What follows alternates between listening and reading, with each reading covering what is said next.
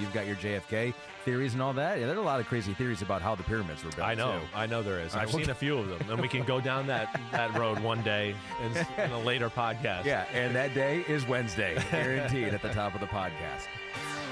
Yo, yo, yo, yo, what's up? It's Chris Sims. It's Chris Sims Unbuttoned, and that's right. You have tuned into the right place. If you wanted to know conspiracy theories and pyramids, we got you covered here.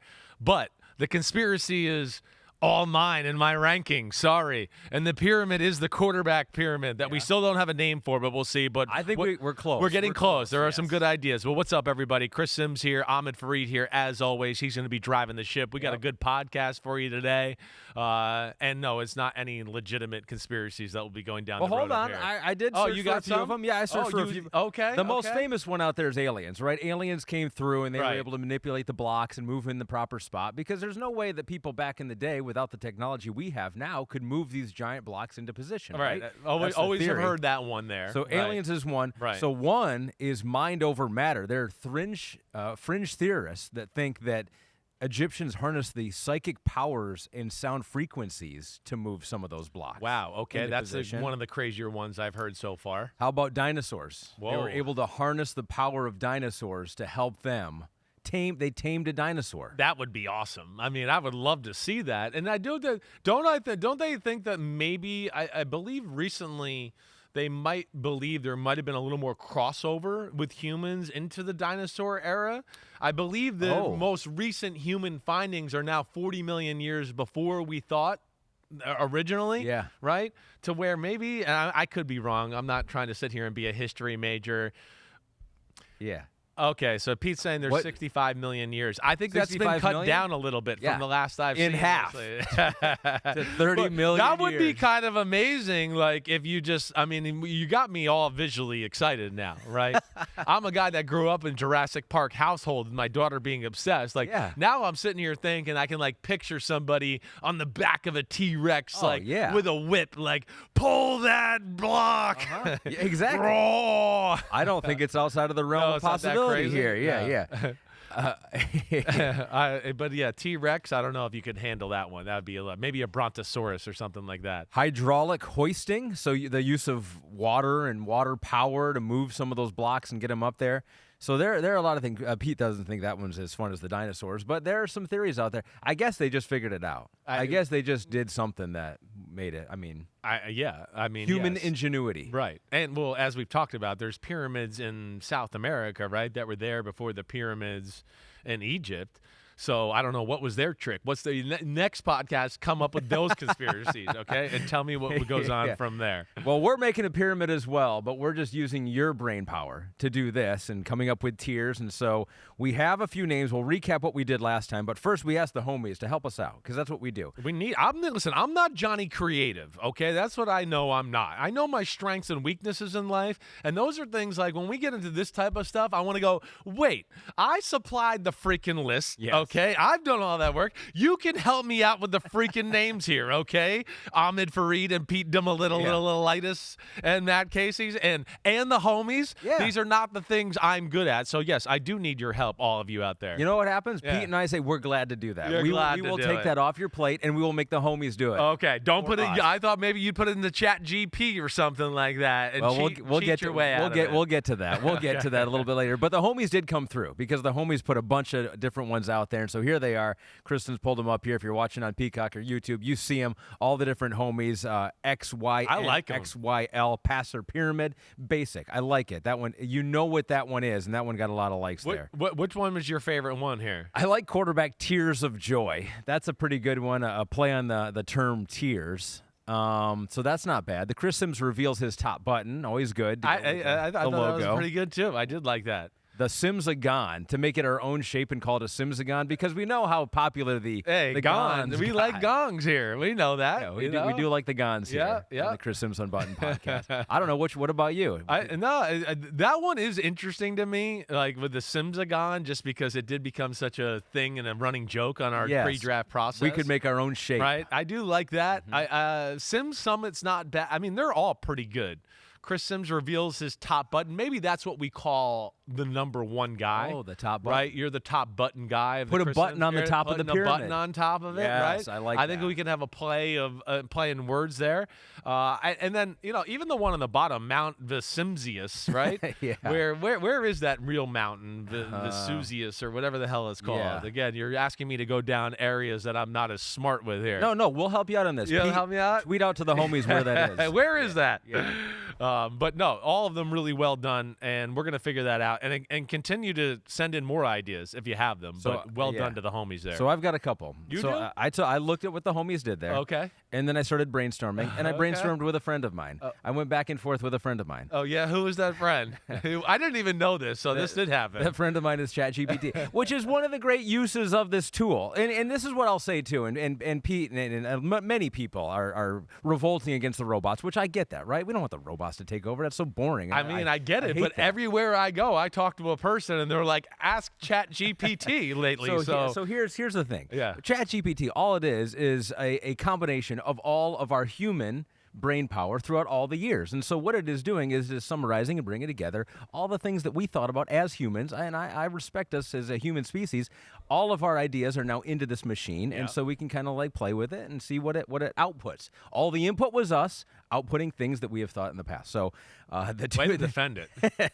you can see I'm very defensive. I mean, about that was almost as passionate as like the Lions going for it on fourth down right there. You really attached to this thing. I know. And they did not make me say that, the robots. So I'm just going to let you know that right now.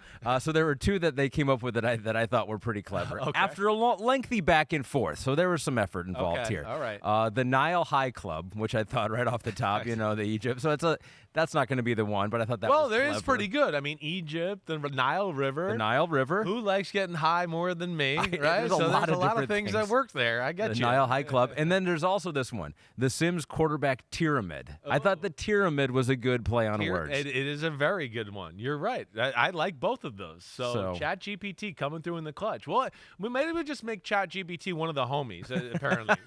That's what it is.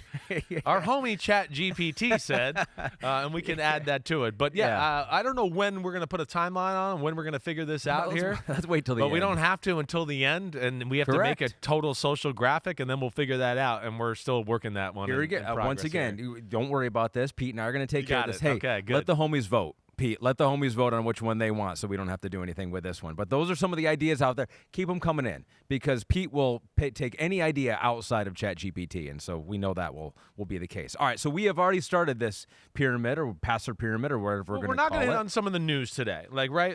Correct. Let's just hit on that real quick. If you want to hear about, first off, I did an interview with Nick Caserio. Oh, that's right. We should right. tease that. So that's coming up. You're going to see that. Okay, and we get into some tush push.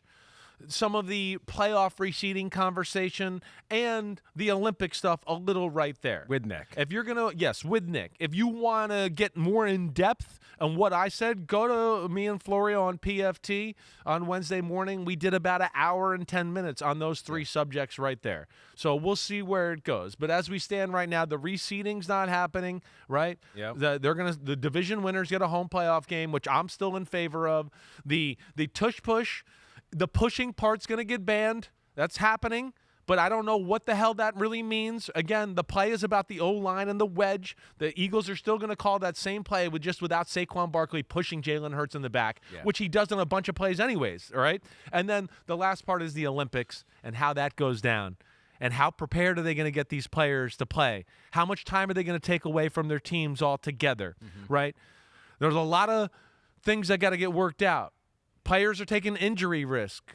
Man, we're not going to prepare that much against, again, there's nuance to flag football. I know football is football, but it's not just all like crossover, right?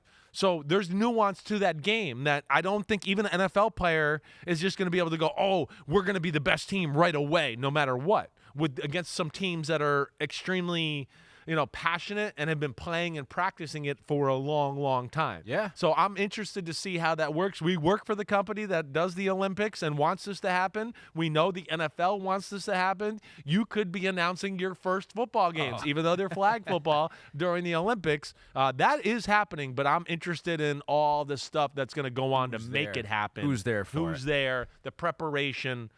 right? You're going to ask Joe Burrow or somebody right before training camp and go, hey, take a few weeks off. It's your dead time. It's your last time for to take a break here. Yeah. And get obsessed with our flag football team Well, a little bit here. Yeah, I don't think any player that doesn't want to be involved will have to be involved. No, right? They're not going to have to. It's only going to be the players that like Tyreek Hill's already come out and says, I want to do it. Sure. It's only going to be those players. Right, I get it, but at some point, what I'm saying is most quarterbacks are going to be like, wait, I'm worried about my own team and my own situation and my own legendary status within the NFL, not, hey, I won a gold medal against 5 other teams in the Olympics, right? And it only takes a couple, right? Like I was talking to Mackie, like Kevin Durant, like that does get him going, right? USA Basketball Olympics, Carmelo Anthony back in the day. That does get them going. It gets them going to a degree because they didn't get going enough where they were in the NBA to where we prop them up to that. So then we start to say, oh, well, look, they have this too, there you go. Yeah. right? And I don't know, but we don't say that about any of the greats, the real greats. We don't go, well, Michael Jordan, the Olympics, that Magic Johnson. I haven't brought that up with those names ever. Yeah. It's always the guys that need more to their resume that we say, hey, they got that on their resume. Yeah. And it's like, well, yeah, we had to talk about that, but I hear you. Well, like Kyler Murray, that could be really cool, right? Well, Kyler Murray never gets it done as an MVP or Super Bowl champion in the NFL, but he's the greatest, gold medalist Olympian in football history. Maybe. Where I think there's a little difference there is that, basketball is basketball. It's being played. This is like a little bit of a different entity, I guess, right? That's where I'm not necessarily totally locked in that it's going to add to your resume all the way, right? Am I going to sit here and go, wait, this guy won 4 Super Bowls, this guy won 4 Super Bowls, whoa, this guy's better because he won the flag football Olympic medal. That's the tiebreaker for me right there. It will be interesting it'll be to cool see how it's embraced. Yes, it'll be cool. And for a guy like Devontae Smith to be able to I won a Super Bowl, I won a Heisman, and I won a gold medal, that's cool. I get it. But that doesn't mean I'm going to bump you up and go, well, now he's a top 10 receiver all time. That's just good conversation. That's all we're saying. And this may shock you, too. Yeah. I played flag football in college at Syracuse. I did. They were just club sports, right? Why would that shock me? That doesn't shock me. And so what we did is we had a traveling tournament one time at the University of Massachusetts in Amherst. And we were one of 30 teams. We were pretty good, but we played conventional football style. Sure. You run a play, you run some patterns, you do all that. We got toasted by this team that was doing backwards laterals, weaving in and out, 3-man stuff. That's what I'm saying. We got crushed. There's by more that team. Nuance than people realize. I have enough of it on my social media feed to where I'll see 7-on-7 flag tournaments or whatever and go, whoa, that was a cool little play or whatever the hell they did there, right? So, yes, that's the nuance I'm talking about. It's okay, you get 10 players. You're not going to be able to just go, hey, we're going to run 72 Y shallow cross X post on 1. Right? Or we're going to run Tampa 2. Yeah. No, some of these flag football teams are going to do stuff that is conducive and maybe a little bit more actual to flag football where the NFL players are going to go, what the hell is this coverage or what are they doing here on the offensive side of the ball? And that's where there is some nuance to be learned. And I don't want the players to get embarrassed. That's the other part of it. Let's just talk about injury. We know that can happen. Okay. And will the NFLPA and NFL come up with a way to go, wait, if you play, we still guarantee your contract this year no matter what happens? Yeah. I'm always thinking of the players. There's a lot of negatives that come along with this too. And again, there's just because our NFL players are playing, there's other guys that didn't get in the NFL that are obsessed with flag football that still run 4.39 and run 4.4 flat that just aren't on an NFL team, right? And, do you want to put yourself out there if you're Justin Jefferson and you're playing receiver and some 5'8" guy from Japan mosses you to take the winning interception away from you and now you don't win the gold medal and they do and you're a meme for the rest of your life? Those are the things I also think about too that could affect the players negatively. Yeah, all that is in the realm of possibility, but we're not going to talk about that on the pod. I know. I had a chance. I don't know. I didn't mean to talk about that. But we haven't talked about it. We haven't talked about it. That was and I new. think we owed it to the homies right there to do that. And I do think that was part of my rugby revolution, covering rugby here and also seeing it work in flag football where I'm just like, man, maybe that stuff, who knows? Maybe this is the catalyst finally for seeing some of that. All that. Your rugby revolution. Into the NFL. At the front center for the tush push. One day maybe we'll do that. Career change. All right, so let's get back back to the pyramid. Yep. This is what we started last podcast. So we do have a mock-up of our pyramid so far, and this is what we've done. We're taking block by block, I like and we the have way the it caretakers at the bottom there. There we go. Yeah, it's And cool. as we go up, whatever level you're on, we're saying those quarterbacks are all kind of in the similar tier. Right. Yes, we're right. Well, like we talked about a little on Monday, we're not not nitpicking this year about like, oh, this guy's 29, this guy's 31. They're very similar. We'll explain the nuance between them.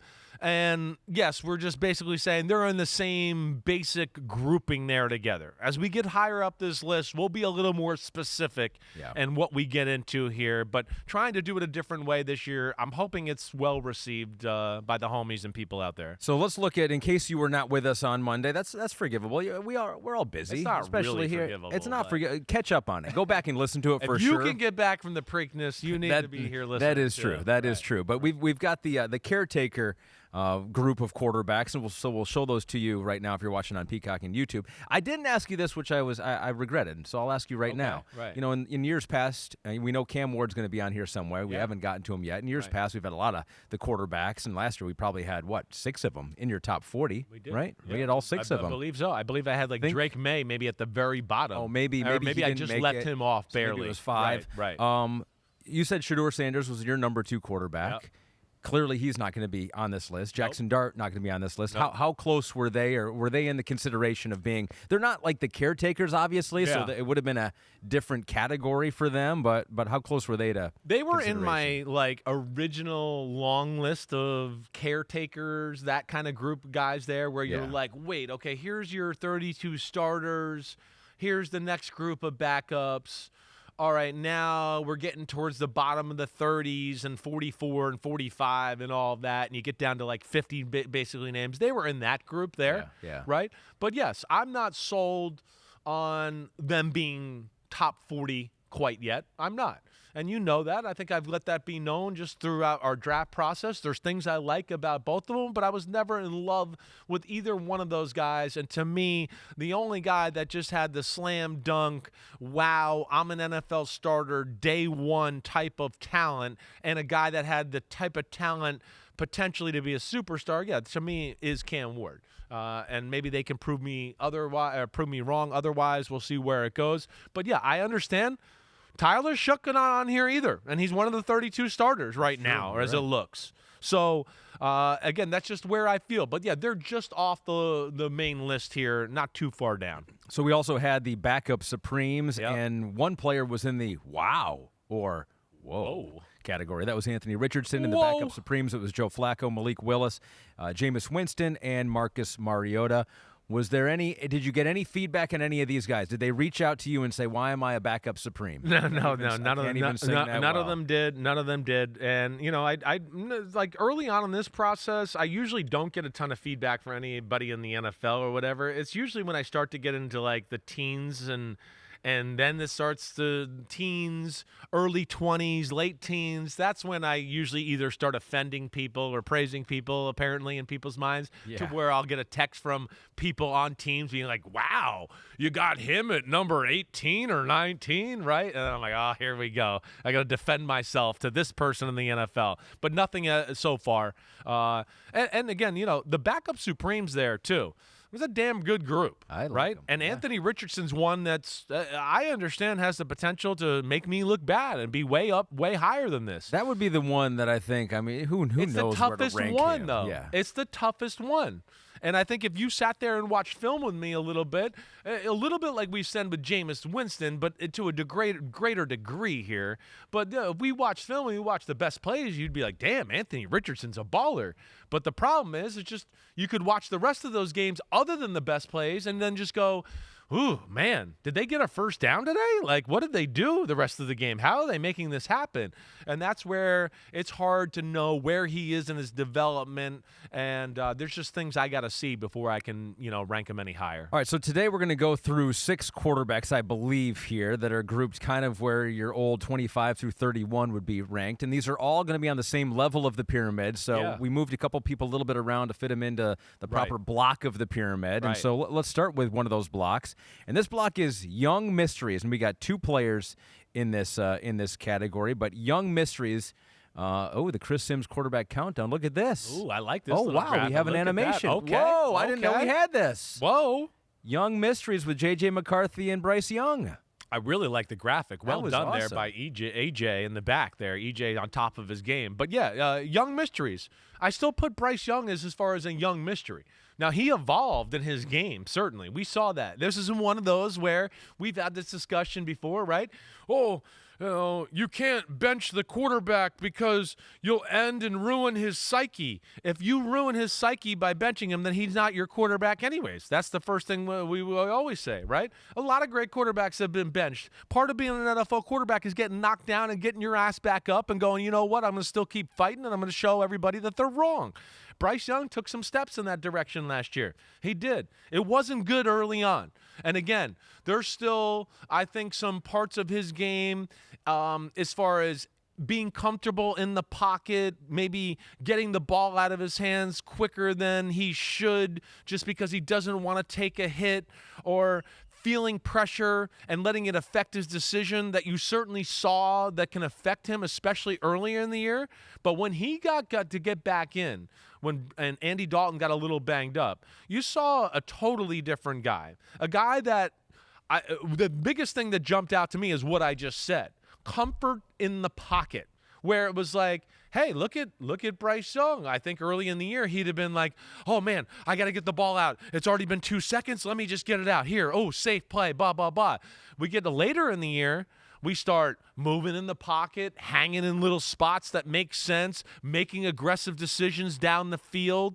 You saw some of that. I saw more understanding of his offense and defense too, where it gets into decision making of like, oh man, I am getting a little pressure, but I know where to go with the ball real quick and put it up in a safe area where maybe my guy can get it or nobody can. Little nuances to the position where you went, he's just reacting and he knows the offense instead of like, wait, I think this is happening and I think I can go to the ball here or go with the ball here and do that. Let alone the other thing we started to see, to me, was a little bit more of the slickness that we used to talk about with Bryce Young when he came out in the draft. To me, the comfort in, hey, sidearm throw or move up in the pocket, I'm on the run a little bit and find somebody and I kept my eyes down the field. Those are the things we liked about Bryce Young coming out of Alabama that we did not see in year one or in early year two. And then he got a little bit, here's a sidearm ball. Oh, I know what I'm seeing. I'm going to put it, get the ball to my hand real quick and let my guy run after the catch. All of those things went up and up with Bryce Young, let alone he made some plays with his legs more and more as the year went along too, running, which you'd like to see. And I think they're accumulating the right support around him as we go forward here. And at least you saw the right steps to be excited for Bryce Young going into year 3. What do you think that moment was? Do you think it was just like, man, this might be it for me? It might not work out when he got benched, or it's hard. You're not there. You don't know him. No, but I could put myself in those shoes a little bit. I've had moments of this where, one, hey, you're a young player. You're not on a very good team. There's a lot of new things coming at you. You're not getting supported. Nobody's helping you to make things easier. Right? You're coming from a place where everything was easy. You were just like, wait, I was always protected. The guy was always open. And I just had all these positive vibes all the time. It's the first time in your life you're dealing with, man, I'm not doing what I thought I could do in this game. Damn, this whole month I haven't really balled out or played as well. So there's so much of negativity, newness, working through those areas, getting comfortable in the game. And because of all that, and then you have a new coach on top of that within an offensive system, you can overthink. You can overanalyze. And the quarterbacks are analytical to begin with. Mm-hmm. And I think that's something that can happen. I can speak to, my year, we went to the playoffs, my third year in the NFL. The year I hurt my spleen, okay, I just did not start off playing good that year. I was just playing okay. And I think, not that I was a young guy here, and it's a little different, but my point being is, okay, I was maybe trying to bring my game to the next level to such an extent and be like, oh, I know what they're going to do, and they're going to do this, and my guy's going to be here and all that, instead of just going, wait, let me just drop back and see what the they're going to do. Oh, the guy's open. Let me throw it and hit him. Instead of like, wait, it's this coverage, and he shouldn't be open against this coverage, so I'm going to go to the number 2 read. And then you watch the film the next day, and you go, well, why did I predetermine? Like, The defensive guys mess up sometimes. Like, the guy was open. I turned down 7 completions because I overanalyzed the situation, right? Or the clock in my head was too quick because I'm not comfortable, and I'm going, oh, I got to get the ball to my hand because people are around me and all that. I think with all that, when you sit on the sideline and you watch another guy have a little success and another guy who you're on the practice field every day where you're going to go, wait, I'm as good as him or I'm better than him and I can do this and he can't even do that. I can do that and he can't even do that, right? Why is he having more success than me? And then you sit there and you start to go, wait, hold on a second. Like, I've been making this too complicated. Let's just get back to the roots of, like, let me drop back. Let me just see the field. Throw to the open guy. You kind of just slow things down in your mind a little bit. And I think because you watch another guy who you have respect for, but yet you compete with and you go, I'm better than him. If he can do it, I can do it. I think it gives you a little bit of like a second wind when you get back in there again, if that makes any sense. It makes total sense. And he came back and he got more than a second win. So according to Pro Football Focus, he had an NFL high 26 big-time throws from week 8 to 18 last season. We have his numbers. You see his first 18 starts of his career, just 2 wins. Last 10 starts, 10-6. Now, obviously, wins is not a quarterback stat, but a lot of those were late game, fourth quarter comebacks, last drive comebacks, and he did not shy away from those situations last year. It says something about it there. I mean, one, in some of those games in 2 and 16, he gave them no chance to win the football games, right? That's what we're trying to say here. It was like, damn, can they win or stay competitive despite their quarterback missing throws, not making great decisions, not waiting in the pocket and being patient because he's worried that he's too small, that he's going to get crushed, even though there's a guy about to come open? Like, that stuff went out the window as we got later on in the year. And I think that's what you could be pumped about with what you see from Bryce Young. And I can remember sitting there in the viewing room during the season at the end of the year, kind of sitting there just going, woo, man, Bryce Young, right? Even in some of the losses, the Eagles game, made a number of big plays and throws in that football game. But, yeah, it felt like the game slowed down. He became more comfortable. And then within becoming more comfortable, as you know, just with anything, your natural talents can start to flow and show. If you're too nervous hosting the Kentucky Derby and you don't feel like you're prepared and all that, you're not going to be as good in and out of transitions or commercial breaks, or you're going to be overthinking things because you're like, wait, the number 5 horse? I don't even remember what he is. We'll be right back after this, right? I mean, yeah. So the way you described that made my job seem so much lamer now that I think about it. But you know what I'm saying? Yes. When you're prepared and you just feel comfortable, you can just do what you're naturally good at instead of overthinking things. And I think we got to that point last year with Bryce Young, and they finally, I think, have enough support around him, and he's going to be comfortable enough to where, yeah, I expect Carolina and their team and their offense to be a lot more of a handful to deal with this year with what they got around him. Well, let's take a look at some of that support because they drafted a receiver in the top 10. They were very high on Tetaroa McMillan out of Arizona, and so I think we have some video of Bryce throwing to him here. So what do you make of this new connection? Well, I mean, Dave Canales, who came from a place of Tampa Bay with a big receiver like a Mike Evans, okay? There's such value in the size and the big receiver type of guy. We've talked that before, and I think Bryce Young is a big receiver type of thrower because he's not the guy that's going to throw lasers into tight windows, but he is the kind of guy that can go, I'm going to put this high and up in a spot over the linebacker to where my guy, T-Mac, can go up and get it, and I'm going to put just the right trajectory and pace on it, and he'll catch it over the middle. And that's where I think he's got great feel, and this will be a nice combination. Let alone, I think Canales knows, too, he's an offensive genius, and a lot of the offensive genius type of guys and all that, what they liked about T-Mac and all that is, we were just talking about this before the show, he can do so much on the offensive side of the ball, let alone, we know one-on-ones, the size and the jump balls and all of that. But I think where the NFL really valued him in this draft process, and I bet you Dave Canales loved him, is his route running and stuff that you see right there, right? Where it's like, wait, we can formulate this whole bunch of plays and formations and system stuff to where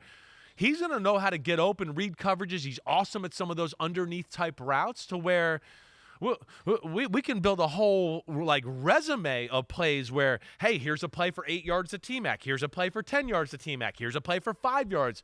And you could start to accumulate stuff like that become the meat and potatoes of your offense, and then you could grow other big explosive plays and ideas off of it. And I think that's why you got to be excited a little bit for Carolina and Bryce Young. Yeah, it is really cool, the career arc and the story for Bryce Young, because number one pick, everyone's like, oh, this guy. And then it's like, what? This guy's too small. This guy can't do it. And then you're just like, watching that is like, man, look at this dumpster fire. And then you start rooting for him a little bit. He gets benched. You feel bad for him. Exactly, he comes right. back. He plays well. And exactly now right. It's kind of like a second a revival of his career here. And it's been such a short career already. That's right. And they get this offensive line right in a spot where they can feel comfortable. And he continues to feel comfortable with how to handle the blitz and pressure and knowing that he's going to be protected and all of that. Right. And that was another year in the system, year 2. There's benefit to that. We can't forget that was tough on him early on in the year last year, and that's why Andy Dalton had an advantage over him. Because Andy Dalton's been like, wait, I've been in every system. I know how all these kind of operate. This isn't that new to me. You just call it this. I used to call it that. No big deal. It's a bigger learning curve for a young quarterback, and I think he had to deal with that as well. He's dealing with the pressure of being the number 1 pick. He's dealing with the pressure of the guy that was picked right behind him is already a superstar in C.J. Stroud, and hopefully all that's kind of calmed down in his brain. And I'm with you. I'm rooting for him too. Yeah, I am. And he did some, like I said, some exciting things at the end of the year that made me think like, hey, watch out for him this year. And he could be one of those guys that I could be wrong with, and he could be too low here.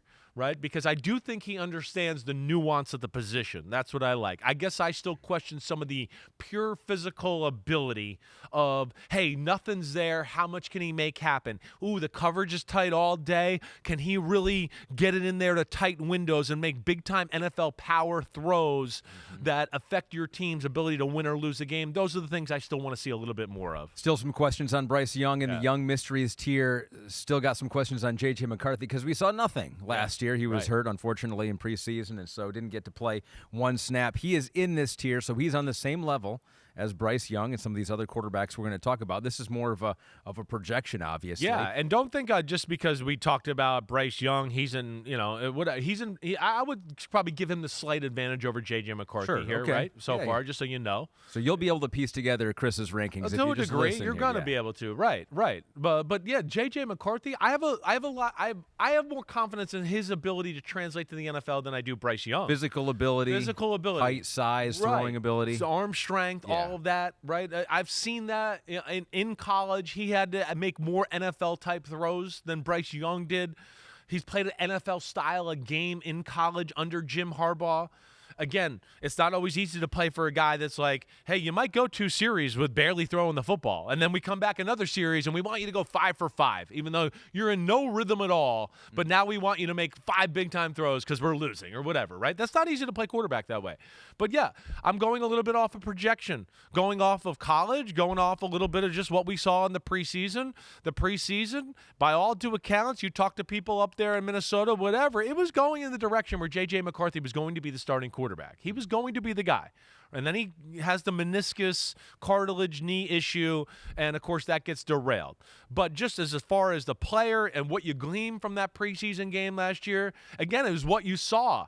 And I think he fits exactly how Kevin O'Connell and the Vikings want to play. We're talking about the Vikings the last 2 or 3 years. All we talk about is 20-yard crossers, 25 yards down the middle of the field. Who gets people open more in that area of the field than Kevin O'Connell? Then you go back and watch Michigan or even the preseason game last year with J.J. McCarthy against the Raiders, and you go, look, it's all these throws that actually Minnesota runs and calls all the time, and he's phenomenal at it. Phenomenal.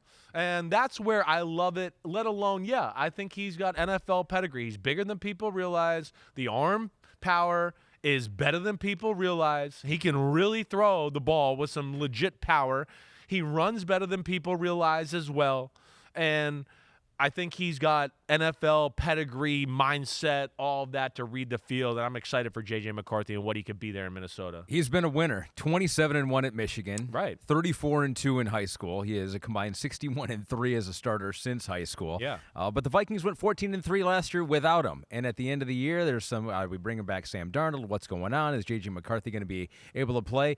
With the benefit of hindsight, What has it been like what do you think is going on in that Vikings building, and what had gone on the past month or two where maybe there was some doubt, maybe Aaron Rodgers is coming? What are we going to do with J.J. McCarthy? Right. I think the big thing here, one, I know Minnesota was getting a little cold feet with J.J. McCarthy towards the end of the year, right? There was some talk about how much weight he had lost, and he looked frail, and there was, I think, a little concern about, yes, his overall physical status and some stuff going on in his life there to where he was going to be ready to go and put himself in the best position to be the best version of himself. Okay. So, all right, so I think that scared Minnesota a little bit. Is this like Anthony Richardson not taking No, his I think role it's seriously, more about or? physical weight, didn't look the part, right? Was starting to look like, wow, really frail, maybe not doing everything on that end to be physically right in a spot you would like, even though you're going through an injury, right? I know, you hurt your knee, but you don't have to look. You can lift weights with your upper body and do some other things to kind of help things along, right? Sure. Whatever else. So I think some of that worried them about how that was going to transition to the offseason, where he would be at the start of the offseason. I don't think there's any doubt. They also went, wait, you self-scout thyself at the end of the year. You go back, you watch film. They start to formulate a plan in free agency. They sign a few guys in free agency. They start to go, oh shit, we're a Super Bowl team, which I believe they are. They are in the Super Bowl window. The whole team. But now can the quarterback come along with them and be there? And that's the big thing. And I think that's why they flirted with Aaron Rodgers a little bit, because they were like, wait, we're really damn good. Do we want to put it all on J.J. McCarthy right here, right now? Or do we want to maybe go Aaron Rodgers and see if we can win the Super Bowl? But it might disrupt our J.J. McCarthy relationship in years and years forward from here, so who knows what happens. I think they basically went back to it and go, hey, Aaron Rodgers is his own handful. We believed in J.J. McCarthy. Let's stick to our original plan. He fits what we want to do. And I think that's kind of my synopsis of maybe what's gone on over the last few months there with J.J. McCarthy. And can we give it away whether Aaron Rodgers is going to be in the pyramid or not? He's going to be. He's going to be in the pyramid. Yes, he's going. He's not going to be today. He's going to be up the pyramid a little bit here, right? But J.J. McCarthy is another guy here where I look at it. Yeah, I wish I could see it more. I would not be shocked, if we sat here after 6 or 7 weeks and we started to go, man, J.J. McCarthy's got it. He should have been – I should have put him up a tier or two ahead, right? But as we always talk, this is one of the hardest things about this exercise. Yeah, it's an adjustment to the NFL. We haven't seen him. He's coming off an injury. There's a lot of things there. So, yeah, he's still in that young mystery tier for now. He is just starting the clock on his NFL career. On the flip side of it, we have a player who is alone in the tier. The clock is ticking. And I think we have an animation for this one as well. There you go, old school TV, old VHS tape. I love this graphic. It is looking awesome. It really is. The clock is ticking on Russell Wilson, now a member of your New York Giants. Yes, he is. The clock is ticking. This is his last chance to be a starter in the NFL. This is it. And within that, as I've told you, I'm not sold he's definitely going to be the starter. If you made me bet, I would say week 1 he is the starter. But for how long? It's all going to be dependent on how well he plays, how good the team is doing, and all that. By all due accounts, we know Brian Daboll liked Jaxson Dart. He really liked him a lot. And that's never a great thing for the old veteran quarterback where it's like, damn, the head coach play caller stood on the table for the guy we drafted and traded up for in the first round. So he's got some things working against him, certainly. Russell Wilson, the thing you like is the deep ball throwing, and he's played a lot of big game football, right? And he's not going to make major mistakes more times than not, or in major mistakes, I would say, right? Where you just go, oh my gosh, how he could do that. But when you dig through Russell Wilson a little bit and all that, you see mistakes still when he's playing, right? It's just not always apparent to the people watching on TV, and you don't get to see the whole field that way. And I think that's what you see here again. And this is kind of like 3 years in a row. It's the same kind of thing. Yeah, Russell Wilson starts off kind of good, but once teams start to realize realize how he plays and where he attacks on the field, and he's reluctant to throw the ball down the middle of the field like we've talked about so much, and sometimes he doesn't see open receivers or waits for something else, or he's watching the rush a little bit. All that rears its ugly head as you go in and start to dive in more and more as well as the year goes on. And that's where, hey, he can make some plays. He can make some explosive throws. He's a great deep ball thrower still. I no doubt about that. His ability to believe in himself and his fortitude is all real and all of that as well. But, like, being surgical on the football field, that doesn't exist with Russell Wilson. No way. And, working the pocket the proper way while keeping eyes downfield and, oh, wait, like, hey, yeah, I know you had to step up in the pocket and move, and Freiermuth is open down the middle, but you're not really looking for him, and you're looking to get out on the edge to maybe run or just throw a one-on-one ball on the edge, right? Those are the things that hold Russell Wilson back right now, in my opinion. And as the season goes on, teams start to see what he is and where he attacks all the time, and they catch on pretty quickly. Turns 37 in November. Of course, last year, led the Steelers to the playoffs, but by the end of the year, there are reports out there that Arthur Smith stopped letting Russell Wilson audible at the line. There's some tension there. They didn't want to bring him back when it was all said and done. So, given running the system the way it's supposed to be run is 3 stops in a row where it hasn't really gone. The end of Seattle was an issue. Of course, it was an issue in Denver with 2 different coaches, right? And then here you are again, okay? So it's like, hey, we can blame everybody else after that, but when it starts to be like, no, it's one stop after another, you kind of hear the same things about offense and getting in and out of the huddle, and I can't give as many things at the line of scrimmage to check with. Sean Payton talked about this with Russell Wilson as well, right? You got to start going, wait, it's not them, it's him. And that's going to be big because Brian Daboll is going to have some checks in his offense. But the big thing is, yes, with Russell Wilson, what you're talking about and all that, can he play at a level that is good enough to where he can beat the elite teams in the sport? And I think that's what everybody's going to question. Again, at the end of the year, it was lose to the Eagles, lose to the Ravens, lose to the Chiefs, lose to the Bengals, lose to the Ravens again in the playoff game, right? And those are the things we're going to remember, and those are the things the league, I think, is questioning about him right now, if he can get you through in those kind of moments. Pete is noting in real time in a rundown right now, the big criticism of Daniel Jones with the Giants was that he was reluctant to throw it downfield. So the question is Wilson now going to be a better fit in Daboll's system with respect to that? And Next Gen Stats told us this last year. Russell Wilson was efficient at quickly pushing the ball downfield last season. He led the NFL in yards per attempt on quick passes of 10 or more air yards in 2024. So I would think that would mean you get the ball pretty quickly, you throw the ball, and he was actually pretty efficient when he did that downfield. That's his game. That's what he wants to do. That's his safe spot, right? Again, that goes back to I don't want to throw the ball down the middle of the field, put the ball into tight windows, anticipation. He doesn't anticipate a whole lot. He is a guy that has to see it, and then he tries to throw a laser in there. I do think because of his size and because of his background and his ability to scramble and do all that, he's been able to get away with not having to utilize the middle of the field all the time in his whole career. But he's at a point now where he can't run and scramble and do that anymore. So you got to utilize that. And to your point with the quick 10-yard throw, what's that tell you? The quick throw, but yet it's more than 10 yards in the air. He is a habitual line stepper and wait, here's the concept.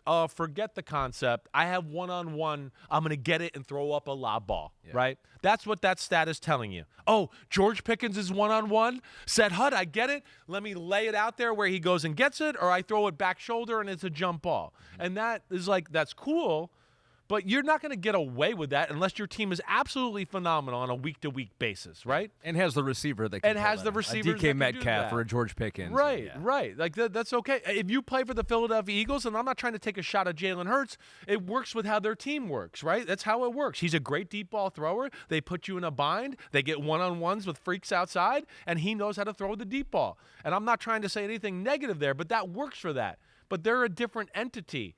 Most teams aren't going to have that formula the Eagles have. And, to Pete's point with Russell Wilson and all that, Brian Daboll might like some of the deep ball throws that he gets from Russell Wilson, but what I want to know is, like, those other plays where Daniel Jones, you were like, what a decision, what an unbelievable 9-yard throw, 12-yard throw, tight window, blah, blah, blah. He's not going to get much of that from Russell Wilson, and how much will that frustrate him as he goes forward? That's what I'm interested to see. 1-year contract with $10.5 guaranteed, up to $21 million, does not scream you need to be the starting quarterback here, because Daniel Jones is getting like 1 year, $14 million. He has to go undefeated to get the $20 million. So maybe there's some money to be made here. DraftKings has the odds to take the first snap as the quarterback for the Giants in week number 1, and Russell Wilson is the heavy favorite right now. Minus 750. Jameis Winston, second choice at plus 600. But you have said recently on other podcasts, right? So not only am I cheating on you doing the Kentucky Derby and the Preakness, you are cheating on me, right? That you would not rule out Jaxson Dart. I don't think it wouldn't shock me. Would it shock me if we went through OTAs and we get done with minicamp and you hear start little murmurs and I'm like, man, Jaxson Dart looked really good. He really got the offense down. He knows what he's doing. And then we get into the preseason and, oh, Jaxson Dart, pretty good week 1. Well, Russell didn't really play, didn't do much. Oh, week 2, hey, Russell was okay, but Jaxson Dart continued to, man, he's really picking up the offense. He's developed a repertoire with Malik Neighbors, right? Week 3, he's phenomenal again. Hey, let's just go with the young guy. Would that shock me? No. Am I totally expecting that? No. I expect that it'll still be Russell Wilson. But, the clock is ticking, literally, figuratively, pyramidally. All of it. But all of that, yeah. And that's where we'll see where this goes. I was going to say something else. I forgot what it was, but either way. I mean, it's almost more, it's like the percent chance that he takes the first snap of week number 1, you're like, okay, probably, 80%, maybe something like that. The chance that he takes the first snap week 17, I don't know, 5%? 10%, it's low. Something like that. Right. I mean, it drops significantly every 5 weeks, I would say, right? Yeah. That's how I would look at it. It'd be like, hey, okay, he's the starter week 1. Week 4, that drops down to 20%. Week 8, that drops down another 20%. Yeah. Yes, I mean, when you draft a guy at 26, Jaxson Dart from Ole Miss, the school Eli Manning was from. Coach on the hot seat. They need Coach results. On the hot seat. The fans already know what Russell Wilson is. They're going to be calling for Jaxson Dart. And the other aspect of Russell Wilson, too, is you bring up the offense. And, again, these are things I take into account. Oh, it's 4 offensive minds in a row have been a little bit like, Russell Wilson, I don't want him to check. I don't want him to do this. We can't work this area of the field and all that. Here's another aspect I'm just going to throw out there to you. I know this. His ability to lead and talk to the players, it falls on deaf ears. You heard me say that during the end of the year last year. Right? I told you, like, hey, not only was I hearing it from people that I trust in Pittsburgh and all that, but you could watch TV and see it, where he'd be talking to the guys on the sidelines, and they'd literally be like trying to look the opposite direction he was talking, right? Yeah. So those are little inklings and clues that I look at too, and leadership, running the offense, working the entire field. Yes, those have to be improved by Russell Wilson if he wants to continue to be a starter. It can't just be the Russell Wilson moonball show week after week. DraftKings Sportsbook, your home for live betting, and new customers can bet $5 and get $300 in bonus bets if your bet wins. Just download that app and use the promo code UNBUTTONED when you sign up. DraftKings Sportsbook, the crown is yours. We have 3 more quarterbacks to talk about in 2 separate tiers of the Tieramid. We will do that when we come back.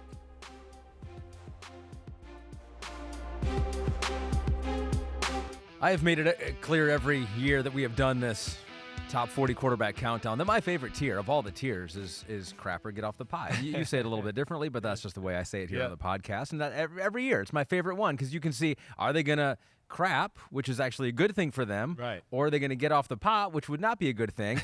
Apparently, that choice was a false choice. Some of these quarterbacks did not even need to make a choice with that. And so this tier that we go into now on the Tieramid is still on the pot. These are 2 players that were in the crap or get off the pot category last year, and they're still there. Yeah, it's a year later. They're still there. Then their legs are stiff. They've been in an awkward position for a long time here, right? But yeah, Daniel Jones, Justin Fields, that's where we're going here with this next conversation. Yeah, they're at a point in their career where there's a lot of things I like, right? But it's got to go one way or the other here, and I think this is the year that it happens. Whether it's like, hey, does he get it? Does Daniel Jones take the reins and become the starter of the Colts and play well and establish himself and get all the haters off him to go, hey, I am a starting quarterback in the NFL, that's it? Or does it not work? He falls on his face. Anthony Richardson takes over. He's the starter, and Daniel Jones becomes a backup for the rest of his career.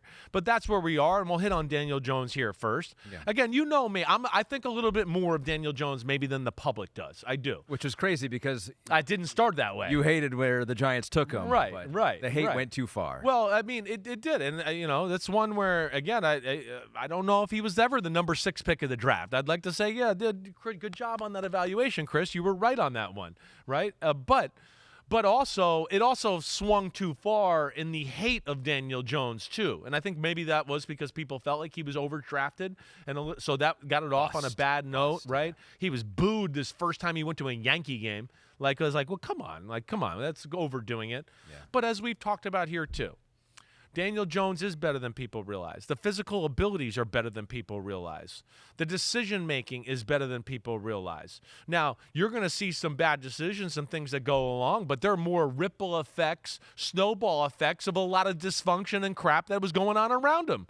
As you know, that's the old saying, right, that you like to say. When you're around shit and you're by shit all the time, sometimes it gets on you and you start to smell like shit. It's going to be on my tombstone. That's on your tombstone. You live by that. I'm having fun because Ahmed doesn't swear, of course. But so we got to look at some of that too, okay? We're talking about a guy that is a pretty good decision maker.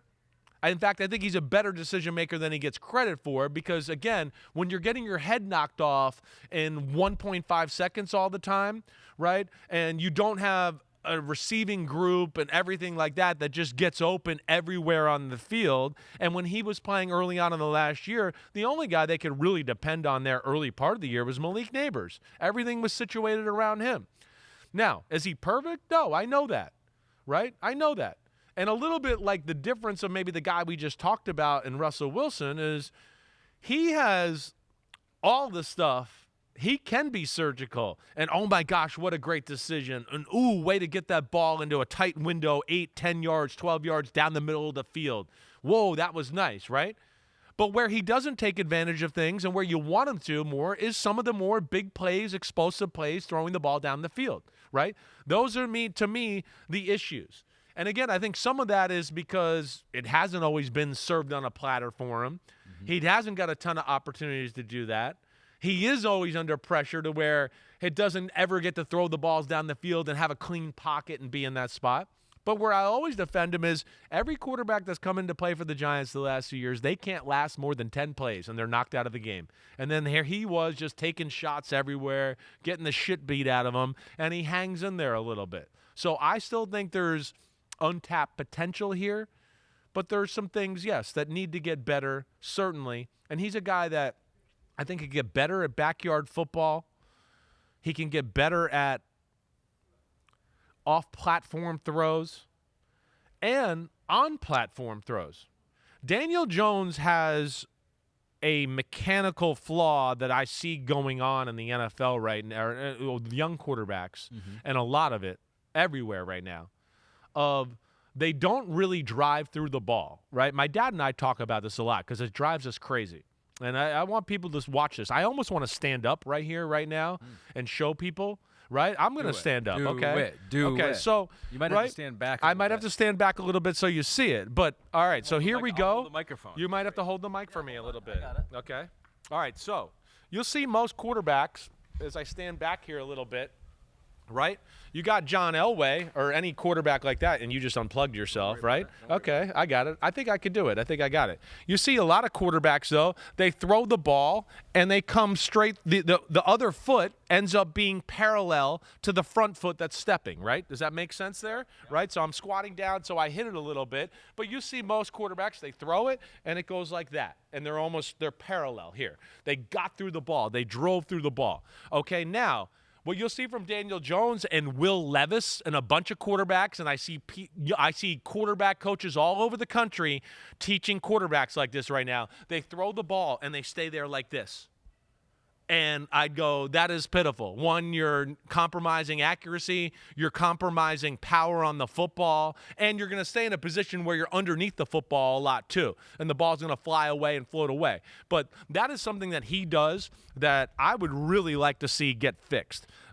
We could have probably orchestrated that a little better. I could have probably warned you a little bit better. In real time. This is okay. How cords are unplugging. We're standing. I'm still tied up by my IFB. Do you think that's from just getting beat up all the time? Is it a habit that forms of just like, I can't step into any throw? I think there is some of that. Yeah. But I know he's being taught like that too. I've seen enough on social media where at first that's what I was taking it as. I was going, damn, it's just, he's throwing off his back foot because he's always getting hit in the face, so he's just used to throwing like that.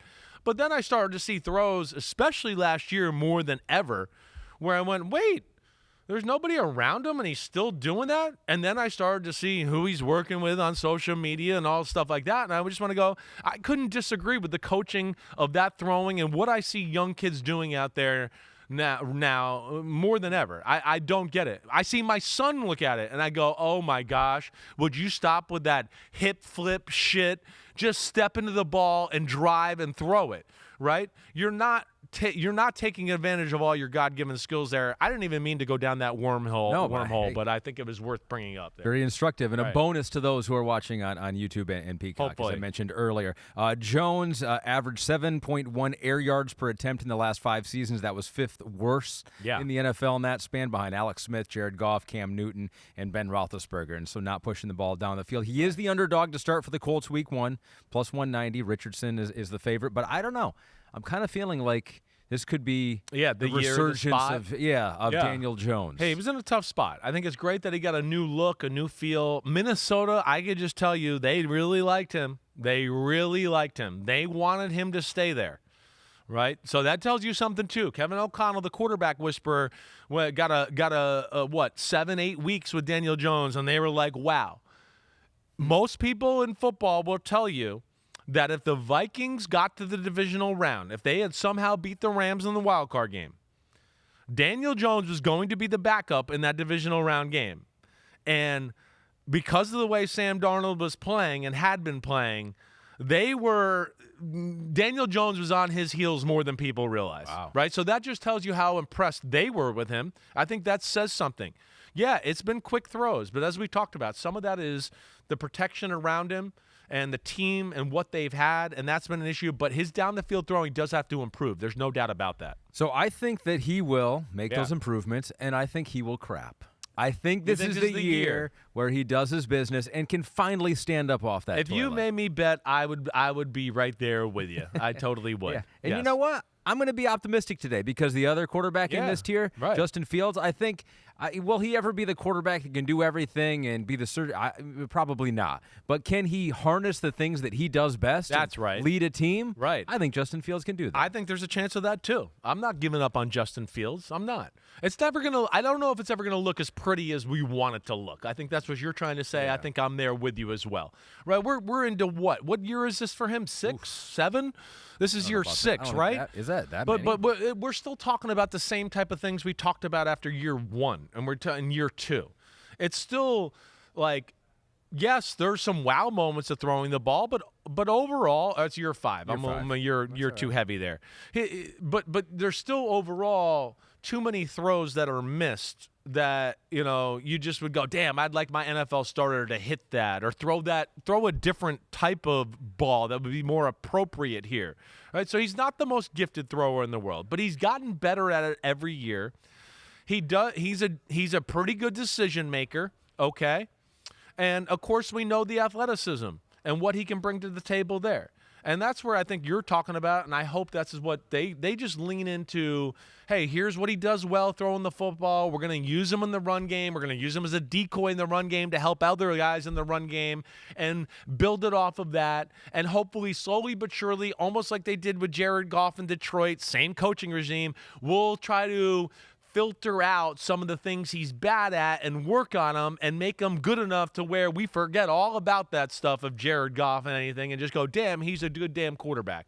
And that's what you hope for with Justin Fields, that they can formulate the offense around him. But yeah, there's a lot to like, but still it's a delivery that's kind of slow, and it's still a delivery and a throwing motion that leads itself to the ball being off target just a little bit more than you would like for an NFL starting quarterback. Yeah, not bad weapons, though. You got Garrett Wilson. You got Josh Reynolds there. You got a running game. So last year, 4-2 as a starter. Yeah. Highest completion percentage of his career, just 1 interception, lowest sack percentage of his career. So some numbers trending in the right direction. He did some things that were right there last year. And I think if they probably look back at it, they could probably go, we took Justin Fields out because we thought Russell Wilson gave us an advantage in this area and this area. But I bet you when it was all said and done, they probably went, I think actually Justin Fields gave us an advantage in more areas than Russell Wilson did, because after the first few games and people figured out how we played and did all of that, there was nothing else we had to offer for Russell Wilson. And the offense became stale, as we saw the last 5-6 games of the year. There just wasn't much there. Fields, tough as hell, hangs in the pocket forever. He is getting better at not watching the rush and seeing downfield and doing all that. But, yes, the arm, not super explosive. It's not going to be a lot of sidearm and, look at him slide and make this move and do all that type of stuff. And you get a sense, too, like I said this, too, the Chicago the year before.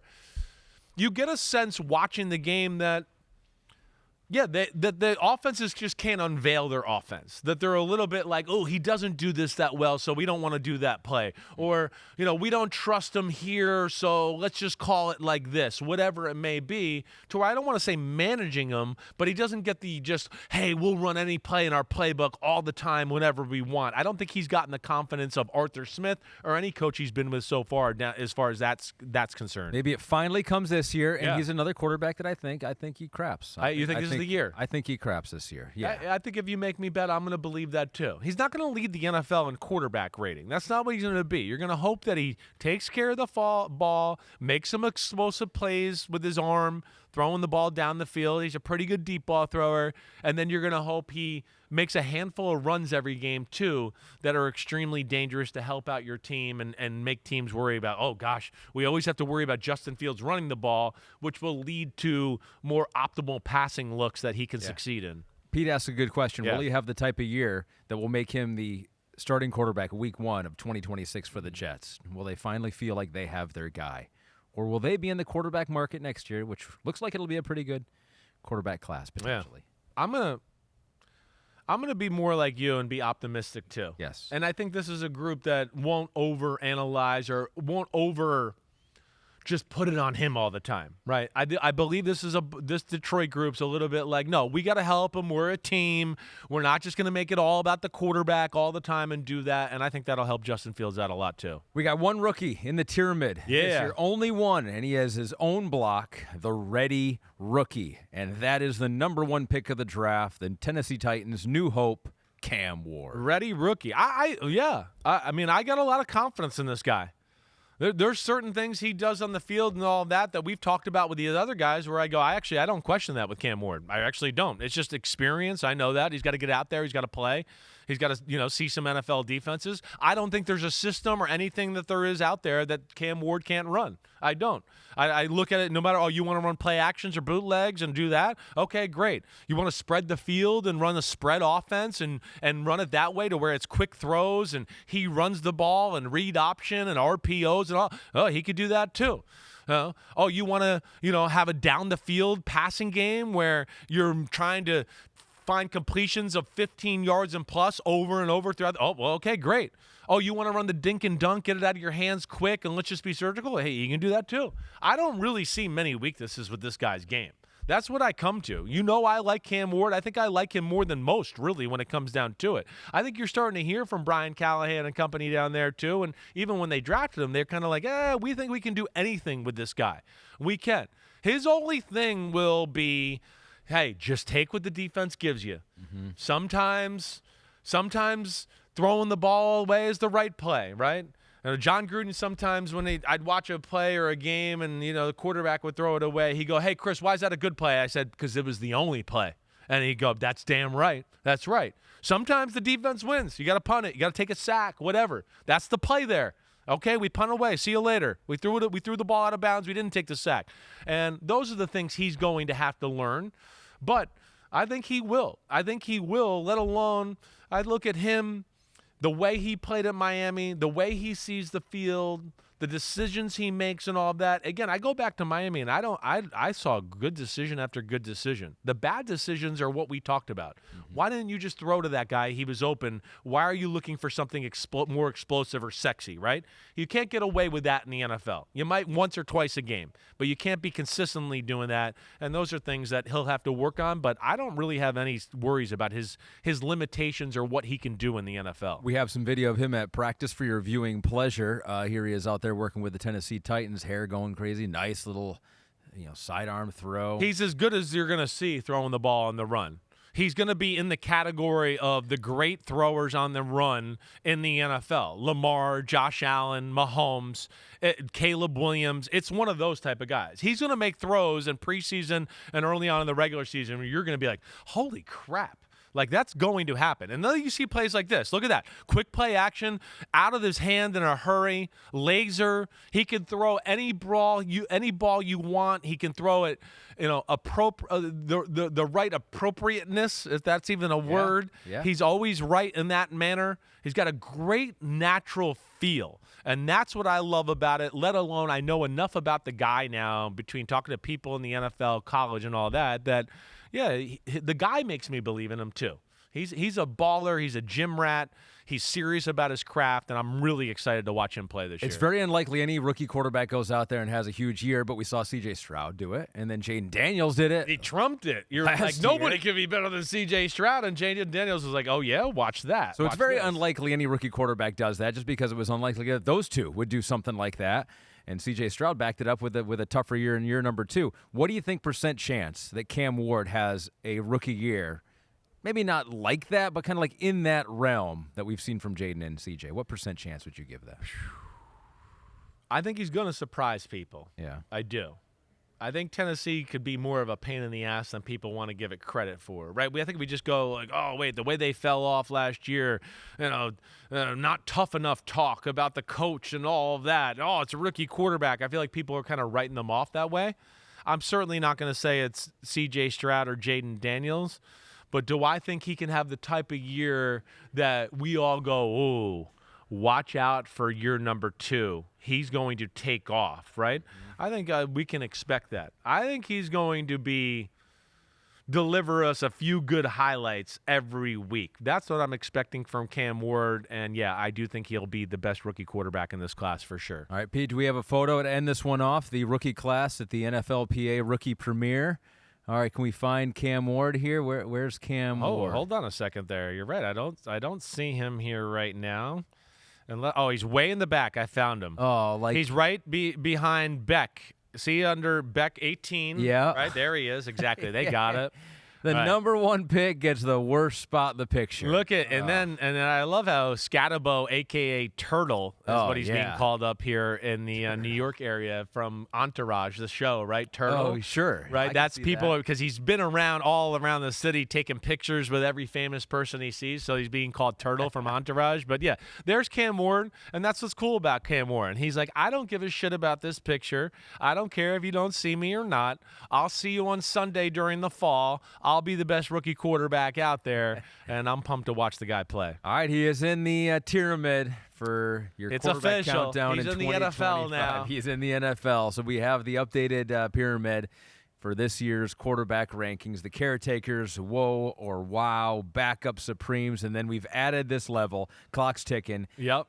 Young mysteries still on the pot, and ready rookie. I think they're still developing it, so we might have to unleash that. Yeah, no, they got it. They see it. I see it here on a computer. I'm just hurrying everyone up. Whatever. Look at that. All right, sorry beautiful, about that. beautiful. Jeez, we got it. All right. Well done. I should never have nice doubted. tier. The blocks are coming. The aliens have laid the blocks well here. It's looking, they have. Looking good. They have. Really The good. dinosaurs That caretaker block was hard to move, right? So they had to call it in an extra alien ship to help that one there. Some interesting names. Very interesting names we got to talk about today with the quarterback countdown. All right, we got to take a break. When we come back on the other side, you will be talking to Nick Caserio, GM of the Houston Texans.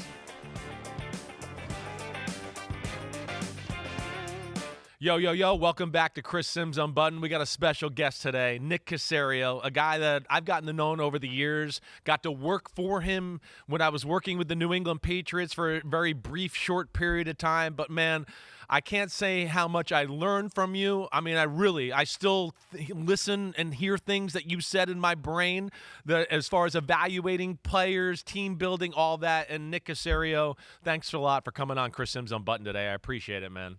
Absolutely. Thanks, Chris. Thanks for having us. Great to be here. You didn't learn much from me, that's for sure. Whatever. I learned a lot from you. It might have been tough, and I might have been like, oh, man, I've been sitting here in this chair for a long time. But, no, I learned a lot, and it's helped me in this part of my career. You taught me things about how to evaluate teams, film, make it happen quicker, all of that has held true and helped me along with this media career I'm trying to build as I go here. You've done a great job with your career, that's for sure. So Thanks, great to be here. Thanks, man. I'm always impressed with your approach and the things you do as a GM. I always say you're one of the best GMs in football. I would like to start at the beginning, if you don't mind. Take our fans a little bit into the process of what it is like to be a GM. How do you start a franchise and the building blocks and all that? So I guess the first thing I'd love to ask is just that your first interview with the Houston Texans, did you know everything about the team? Like, how much in-depth knowledge did you go into in the team just in your first interview? Yeah, no, it's interesting. We actually happened to play the Texans. It was either the year before. So in part of my normal preparation when I was in New England, even now, is I'm studying the opponent that we're playing that week during the season. So I have a document that I keep, the players, kind of color-coded, who's going to be a free agent after the seasons, and you can go back and review. So had some degree of familiarity from the previous year, and we had done some different studies in the offseason looking at different teams, how they were constructed, what their contract structure was. So had some degree of understanding what the situation was.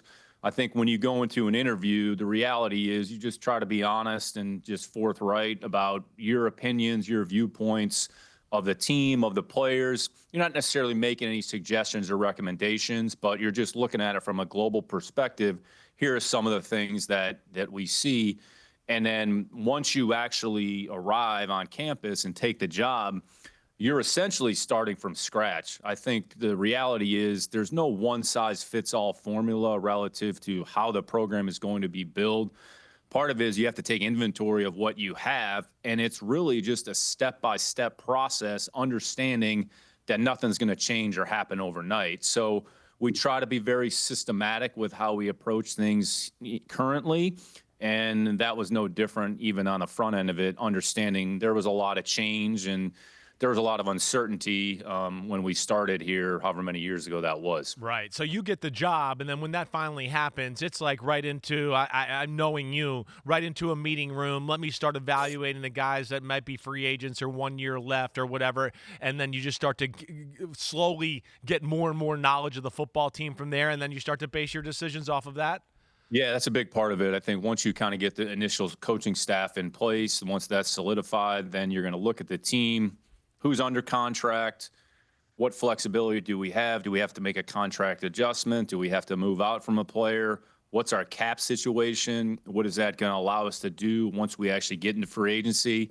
And that first year, we understood we probably weren't going to have as much flexibility as some other teams. So it was kind of, what can we do kind of on the back end of the roster to improve the overall depth and the composition relative to mindset, relative to makeup.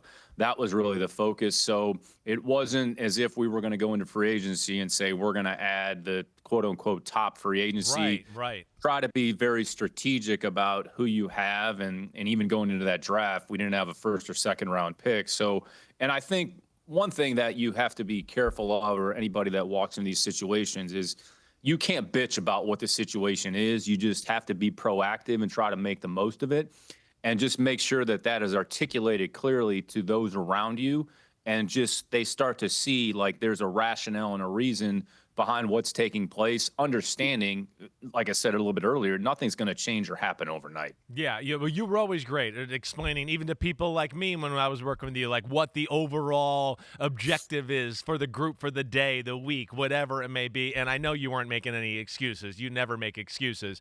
But I'm glad you brought me to like the the first free agency you were a part of? Because I find that kind of one of the more interesting parts of your tenure so far. Tell us about your approach there. You kind of spoke about it a little bit, but I remember when you first started signing guys, I was like, man, all these one-year deals, veteran journeymen, like, are they ever going to make a splash or do anything like that? Can you kind of go into more detail of just the logic of that type of contract and that type of player for team building? For sure. We were only in a position where we could extend, I would say, a decent sized contract to a number of players. And also part of free agency is you have to understand the population of players that you're choosing from. Right. What's the market? What's the cost? What's the resource allocation? And we were kind of constrained to some point, but you can find players at just about any level. So it was, if we focus on this cohort, this group of players, new and one-year deals, understanding you don't have a longer-term commitment, but you might be able to find somebody who comes in, has an incentive, creates some level of competition, and if they actually perform well, then maybe you have an opportunity for them to stay in your program for a period of time. I mean, just going back, off the top of my head, I think Tavierre Thomas was a player that we brought in who special teams had played kind of a backup nickel role, but it was good in the kicking game, but he could help in a certain area, and it wasn't, I would say, a significant contract. But, I mean, Tavierre did a really good job for us for multiple years, and then he's since moved on to Tampa Bay. But I would say a lot of it, too, was, and this probably goes back to my New England roots, mindset, mentality, competition, prioritizing football. Are they going to work? Are they going to do the right things that are going to make themselves a good football player and aren't afraid to compete, and they want to put the team first? So even in kind of that initial, I would say, stage, we were trying to implement some of those types of qualities or find players that possess some of those qualities. And here's the reason why, just making sure everybody understand that. And it wasn't easy. I mean, we went out there and there were games we got our ass kicked, but there were other games that, we were competitive and understanding we had some work. I think that first year, I think we actually brought Danny Amendola in at the beginning of training camp. So Danny was on the street, obviously had a background with Danny. You've been around Danny or Right. probably have talked to Danny. Sure. Like nobody tougher, nobody more about the team, Right. will do anything you ask. So when you have players like that in your building, like that's going to hopefully permeate down to the rest. And we signed Danny the week before the opener, and then he came in and he made a couple plays. So Danny Amendola, Tavierre Thomas, we had Tyrod in the building, I can't say enough great things about Tyrod Right. Taylor. His professionalism, there's a reason that he's lasted in the league. So when you start to populate a building with those types of people and that mindset, it starts to establish, here are the things that we're going to prioritize, and here are the things that are important. And then you fast forward to actually where we are now, going into year 3 with D'Amico, and philosophically, we believe in a lot of the same things. Sure. So even though on the front end, it didn't really look great and we didn't have a lot of quote unquote success on paper, we were trying to put the foundation and the roots in place that hopefully we could sustain for a longer period of time. Well, when you talk about these free agents, and I know how much like you're into culture and guys that love the sport and want to work. All right, other than the ones that you have prior relationships with, right? How do you acquire your knowledge, or how do you figure out, like, hey, this guy we're going to sign to a one-year deal, I think he fits everything we want to be. But how do you know that, or what do you lean on as far as kind of dissecting that type of stuff? Yeah, it's a great question. Honestly, there's some risk involved. So that's where you involve your coaches. Maybe they've overlapped with this player Right. and they can shed some light. I wasn't, if I'm not as familiar with them, if you have an assistant coach or one of your coordinators, I've worked with this player, have a background, or I've watched him play, and here's some of the things that I see. So, and then you honestly go back to your database of information that you've accumulated, whether it's on the college side or if you have a report about them in the NFL. But we try to do some background and some research, and you try to reach out to other teams. Again, we're all competing against Sure, one another. sure. But I think you're not afraid to share and just be honest. If somebody has a question about a player and you get an assessment from somebody that you trust, then you can sort of internalize that information, use it, and then start to piece together and say, you know what, this might be worth it. Here are the reasons why we feel good about him. And when you're doing one-year deals, there's probably some incentive from the player to say, hey, you know what, I'd love the opportunity. I want to come in there and compete. And maybe they can make it into something more than, what it was somewhere else. Right. Right. It's almost like a 1-year tryout where the player's going to try to put his best foot forward to hopefully get more of a contract from you guys. Yeah, it's smart. It makes a lot of sense, and I appreciate you sharing some of that stuff. I want to fast forward to like the 2023 draft. Okay, the monumental draft, the draft that has put you guys in position as one of the better teams in the AFC. You got the number 2 pick with C.J. Stroud, number 2 overall. You make the trade to get the number 3 pick and draft Will Anderson. I guess the first thing I want to ask just right off the bat is, when in that process or during that draft process did you know you wanted to make that type of trade and that type of move? It's probably as we got into sort of March, April. We knew where we were positioned. We were at 2-12 at the time. So Right. we knew we were going to have some degree of flexibility, and we had accumulated some assets, from the previous trade that we made with Cleveland, for Deshaun. So the idea was we had some flexibility, and as we went through it, we knew we were going to get a really good player at 2. We more than likely were going to pick at 2. And then if we had the opportunity to potentially move from 12 to wherever we had to get to, then we were going to entertain it. And anytime you do a trade, it's what's the cost associated with it, and what are you giving up if you choose to make that decision. So we worked through the spring. We went through our evaluations. I mean, I'd say CJ and Will established themselves as 2 of the better players that were going to be in the draft. Right. We felt pretty confident we were going to get one of them. Whether or not we could get 2 of them, then you have those discussions. If we can do it, A, are we interested? If we are, B, how far can we get? And then C, what are some of the resources that you would have to give up in order to get to that point? So I'd say as we worked through March, kind of went through the visit process, got into April, and then I would say as you get a little bit closer to the draft, then you start to get a sense of, are the teams in front of you, what is their propensity to either move back? What is their appetite for potentially going back? How far would they want to go back? And understanding you're going to have to give up, decent amount of capital. Yeah, but right. if you have conviction about, look, the bottom line is, D'Amico says this all the time, you win with people. So if you get the right people in the building, that's a good starting point, which it's interesting because it goes back to kind of what we were just talking about. Exactly. Even in 2021, it hasn't necessarily changed. So I would say as it pertains to that particular draft, we felt if there was an opportunity for us to get 2 of the best players that we were going to do it, and it worked out. And I'd say my relationship with Monty, it was a big part of it, because you can have kind of honest, open, constructive dialogue, and in the end, prepared for whatever the scenario is. Trade up, great. Okay. If the answer is no, no problem, then what's the next step that you would take? You're going to probably get a pretty good player at 12, or if you move up a handful of spots. So anybody that's watched us realizes we're not afraid to go either way, and it's calculated. It's not just haphazard. So it goes back to believing in our process and trusting the people that are involved in that process. We have a lot of great people in our scouting staff who are intimately involved.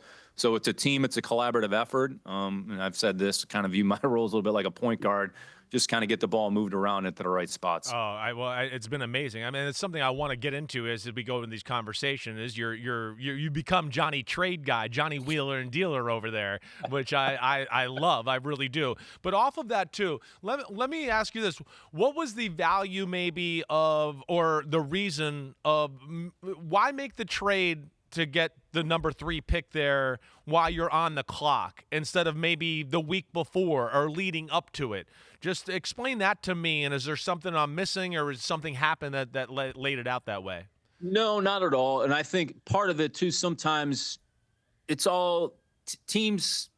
Anytime you do a trade, you have to have a partner on the other side. So there's a timing element that's involved. Some maybe are more inclined to do the trade a little bit earlier. Some would maybe rather wait to kind of have all the information, and to maybe there's multiple scenarios, and then they can make the decision that they feel is best for their team.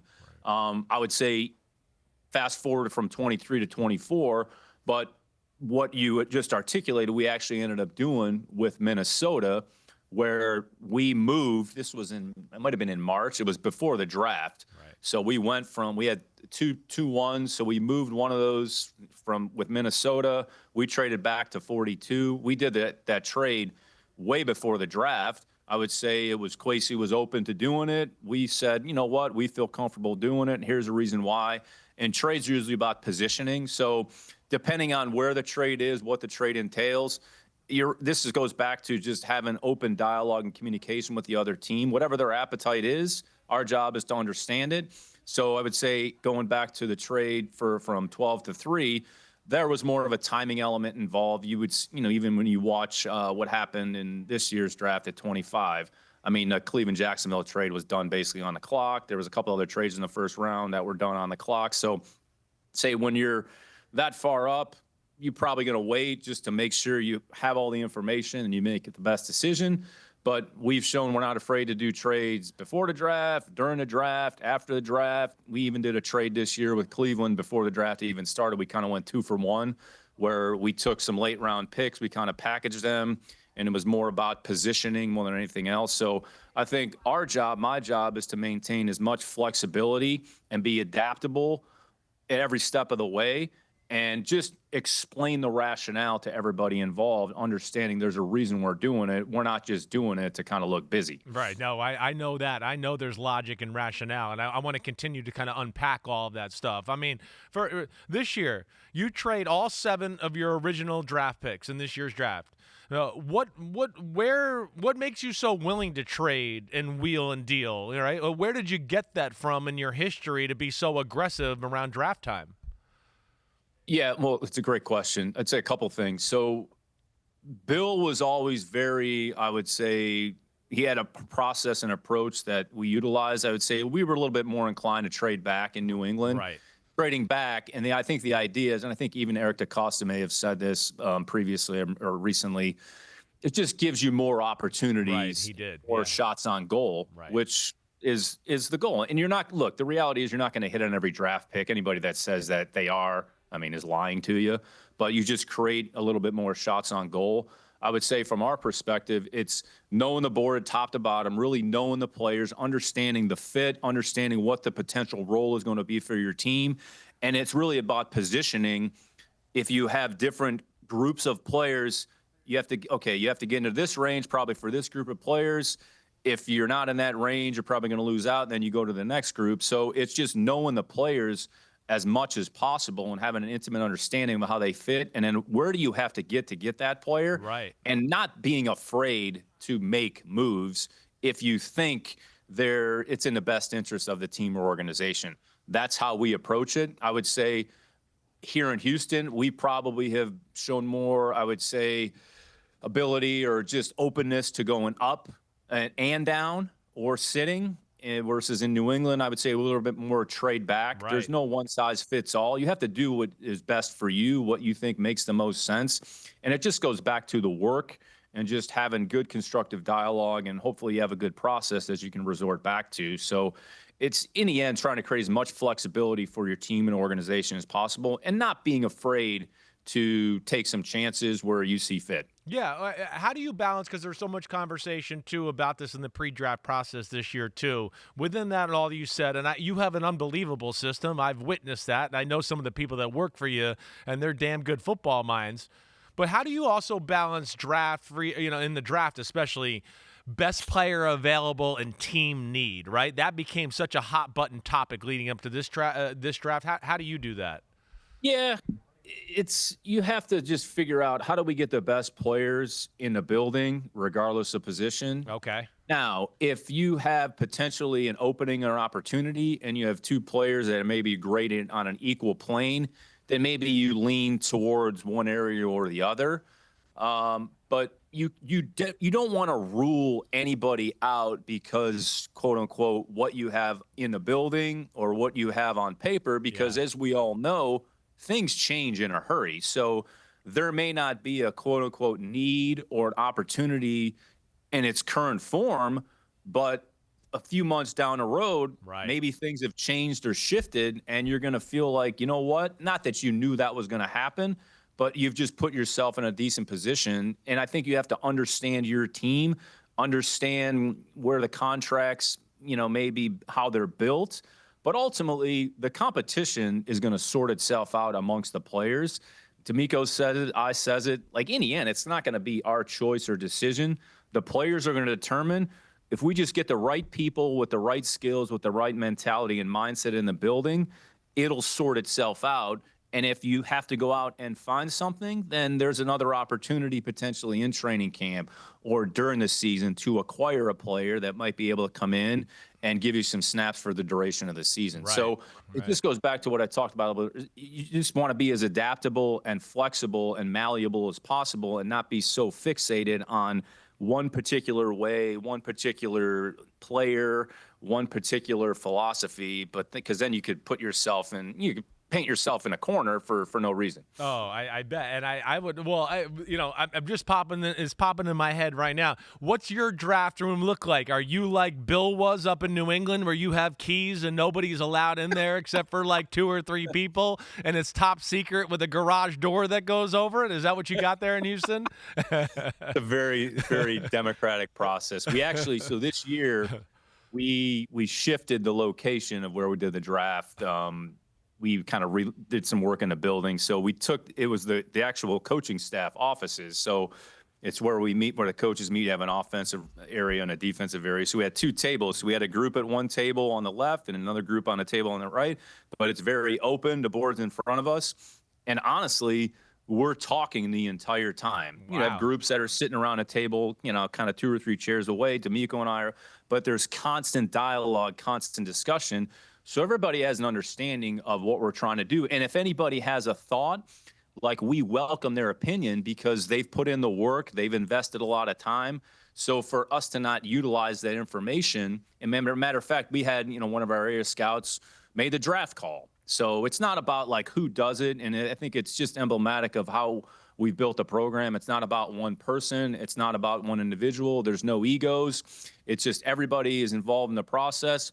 Ultimately, somebody's going to have to make a decision or just get it steered in the right direction. And, that's where D'Amico and myself in our roles, we have to do that. But we welcome as many opinions as possible, and it's very free flowing. It's very open. I mean, we were talking essentially from on Thursday, from the beginning until the end, and we didn't even have a pick. So talked about moving up. We talked about kind of the middle of the draft. We were picking at 25, and then we weren't picking at 25, and we traded out. But everybody was kind of cognizant and aware of what was going on, and that's just what we believe in and, how we feel is the best way to operate. And other teams are going to do a little bit differently, but that's just something that we believe in, and everybody's got to stick to what they believe in and what they trust. That's awesome. I did not expect you to be so democratic, honestly, coming from New England. I thought it might be a little bit more of, just you're the king. New England was more democratic than people give it credit for. Okay, good. That's good to hear. Definitely. I wasn't sure exactly, and I wasn't privy to be in any of those rooms, so I had no idea. All right, I want to have a little fun with you here. Just a little bit of this. Last 3 drafts, you've had 27 picks, okay? And just 3, and out of those 27 picks, only 3 have been your original pick. Can you name those 3 picks? I'm putting you on the spot like Sean McVay here. Can you recall original before the draft started? Right. Or just okay. I mean, look, we had the second pick in 23, right? There's we one. Didn't move off of that. Right. Okay, so that's one. CJ Stroud. All the drafts, so however many drafts we've had. Last 3 drafts. The past 3 drafts. The last 3, because I was going to say the Davis Mills, we didn't move off of that. That was our first pick, so we didn't move off of that. 21. So it'd be 23, 24, and 25. All right. So Stroud. Okay. I want to say maybe one of the second round picks in 23. No, right round, but 24. And 24, you had a second 24. Round pick. Right. Oh, okay. It would have been Kamari, right? No, 42. I think it's Blake Fisher. Blake Fisher, round 2. Was the original. The original. Kamari pick was the Minnesota pick, and then Blake Fisher was our original pick. So, yeah. Right. Okay. Yeah. You can't even keep track of all the damn trades you did. No, I know. I can't. Believe me, Chris, I can't. The last one, I probably would have no idea. No, and it's one that I would never remember. Probably like a late round pick or something. It's round 7, right? It was Marcus Harris, exactly right, and he's no longer with your team. So, yeah. All right, not bad. I'll give it a 1.5 out of 2. Hey, out of 3. It is good. Well, it just tells you how busy you've been during that. All right. Off of that. Easier to trade up or trade down in your estimation so far as a GM? It seems like it's been a little bit easier to go back, because a lot of times when you're trading up, that team has to move back a certain number of slots. Right. So what's their comfort level? How far are they going? I think that's one of the things that you find is when you're moving back, how far are you going back? Because if you're moving back a certain 8 to 10 slots, you're probably going to lose a certain level of player or a certain grouping of players. Right. So, I mean, trading back, has been probably a little bit easier. Teams maybe a little bit more inclined, but teams are, when you want to move up, I mean, there's been a few teams that have been open to it. And I would say we probably had more hits moving down than moving up, but I mean, whatever it is, it is. Yeah. Yeah. It's ballpark. How many phone calls do you think you make during during draft weekend? During the draft? Yeah. Oh, gosh. I mean, it's got to be 100. I mean, it's a lot. It's that many, though. Yeah. It's a decent amount. I mean, you're not on the phone all the time, but as you get close to pick, like I said, Thursday night, that very first night this year, I mean, we probably were on the phone like the entire first round. Yeah. So, right. I mean, and that's just sometimes there's more, sometimes it's less, some days a little bit more. So, again, and on the third day, it was a little more quiet because we didn't have a fourth or fifth round pick this year. So, probably wasn't much going on. But then we started to, in that the top of the fourth round, I would say, made some calls before the day started because we were trying to get back into the fourth round, and we ended up being able to do it there, and we picked Woody with that pick. Right. But then it was a little quiet, and then we kind of get ready for post-draft free agency and some of the things that are going on later in the draft. But, we were on the phone a lot. I mean, it sounds like it. That's why I wanted to ask because I had, the rumors were that you were looking to move up, move down everywhere in the first round. So I figured that first round was a ton of calls that day, and you explained that basically being on the phone the whole time. How about also off of that, like, just curious, trade offer comes late on the clock, whatever, right? How do you go? How quickly do you decide on it? Is there an analytics person assessing it as you're on the fly, as you're listening to the trade offer as well? No, it's great. We actually have we feel is a pretty good system. So we have an open area on the whiteboard. So we literally have somebody up there keeping track of on the whiteboard. I mean, it's like a basic T chart, but here are the teams, here's the compensation involved. And then we have another screen where essentially you plug in and it's a little bit of like a trade machine that spits out, if you do the trade, here's the point differential. Here's the variation. So you have the team, here's their picks, here's what those picks are worth. So I would say if you're short on something, then you might be able to look at it and go, all right, let's go back to them and ask for this. So it happens pretty quick. So you take the information, you take the call. What are you interested? What's the offer? We'll get back to you. I mean, honestly, you probably have a couple minutes to decide whether or not you're going to do it. And as you move further into the draft, I mean, you go from 10 minutes to 7 minutes, and then 5 minutes. So if you're going to do it, it's just get the information up on the board. Let's everybody see it. What do we think? Comfortable or not comfortable? And you typically have an idea or range that's required in order to execute the trade. And I would say from our perspective, we don't necessarily get caught up in, winning the trade or trying to net it out. It's just, let's get in the ballpark. Let's be fair and reasonable. And if you have to chip something in late, great. If not, and they don't want to do it, you always have to be prepared to pick when your time is on the clock. And so that's kind of how we approach it. Right. Gutsiest move you ever made in a draft, or the one, you just were like, oh, I don't know, but you pulled the trigger and you weren't sure? Does one come to the top of your mind? Yeah, look, I would say the move that we made for Will when we did that trade, I mean, that, took some chutzpah, and you couldn't be afraid to do it. And I think there's a picture of me or image of me like pounding the table, and it's just more from an emotional, like, wow, all right, great. We got that worked out. But I think the reality is it's just like a game. Whatever, okay, move on to the next thing. You can't get so caught up in, okay, we've made that transaction, we made that decision, boom, then we're on to the next. And that's kind of how I philosophically try to approach it. Yeah, big time move. And I'll never forget you hugging Will Anderson there the next day when you saw him. That to me was one of the most passionate hugs I ever saw Nick Caserio give anybody. All right. But that's probably why, because it took some guts. That was a good meeting in D'Amico's office with him and CJ in there. So man, that was a good day. Special day. Organizational changing type of day right there. It really is. I don't think you can understate that enough. They're two phenomenal kids and human beings. in Right. addition to being great players. So, I mean, that's all you can ask. Seems like that. Awful. Any ones that you regret not making through the years here? I mean, any ones where, not that you have to give specifics but is there a time or a trade where you go, I wish I would have done that looking back at it? Yeah, I wouldn't say any one particular sticks out. I think really what you look back on is when you get close to pick, if you have a group of players that you're sort of targeting and then you sort of lose them and that's going to happen. I don't want to say you almost feel not helpless, but it's like, all right, you know what?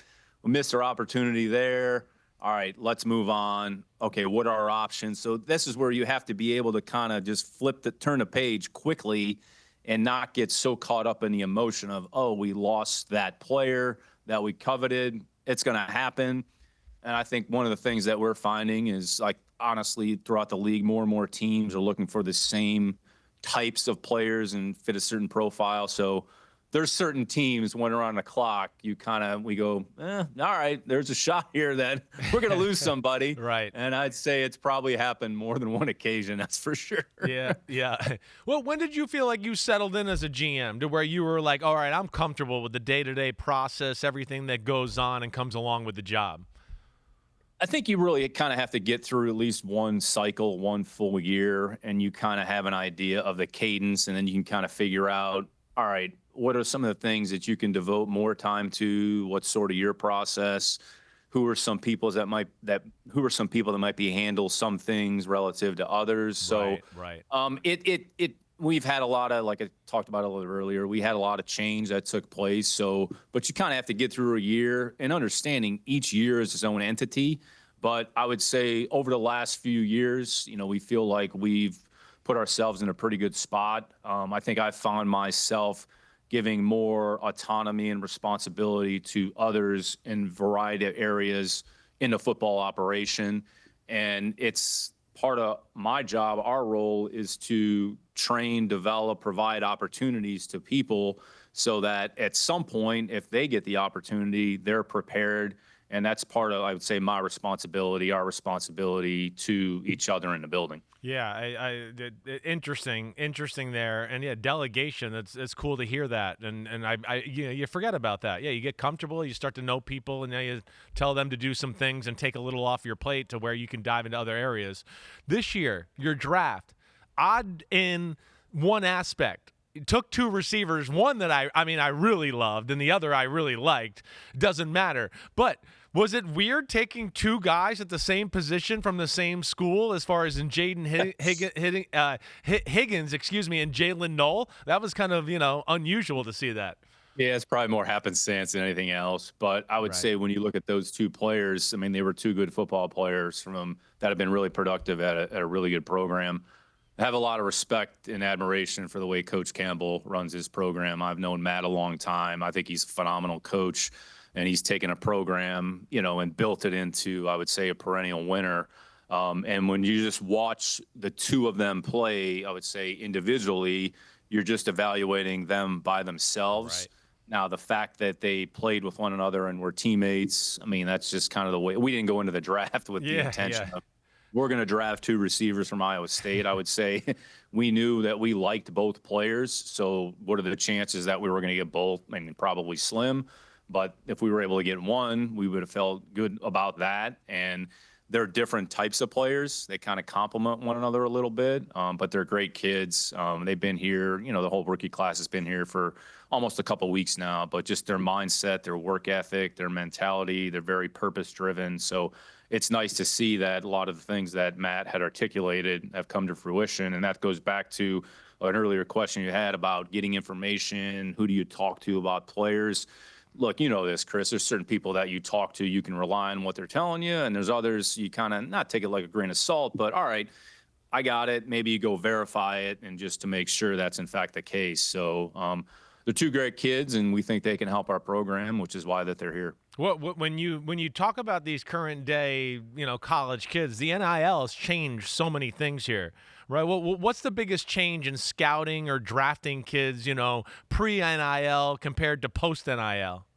Yeah, the big thing with the NIL is just understanding the situation and the psychology behind it relative to each player. We're not going to penalize a kid or a player because of a decision that he makes. There could be some extenuating circumstances that forced him to either leave a program to take a better opportunity. And I would say all of us, if there's a better opportunity that is out there, you're going to evaluate it and then figure out, does this make sense for me or not? So I think the big thing is just understanding the landscape, not putting your head in the sand, and I'd say getting all pissed off about it. Well, college athletes have changed, college athletics have changed because of NIL. No, let's take the approach, you know what? Here's a reality. Here's what we're dealing with. Let's understand it. Let's take each player, go through their situation, and when you talk to them about what they've done with their NIL checks or how they allocate the resources, sometimes it tells you a lot about the player and what they prioritize and what's important. Then you can take that and say, you know what?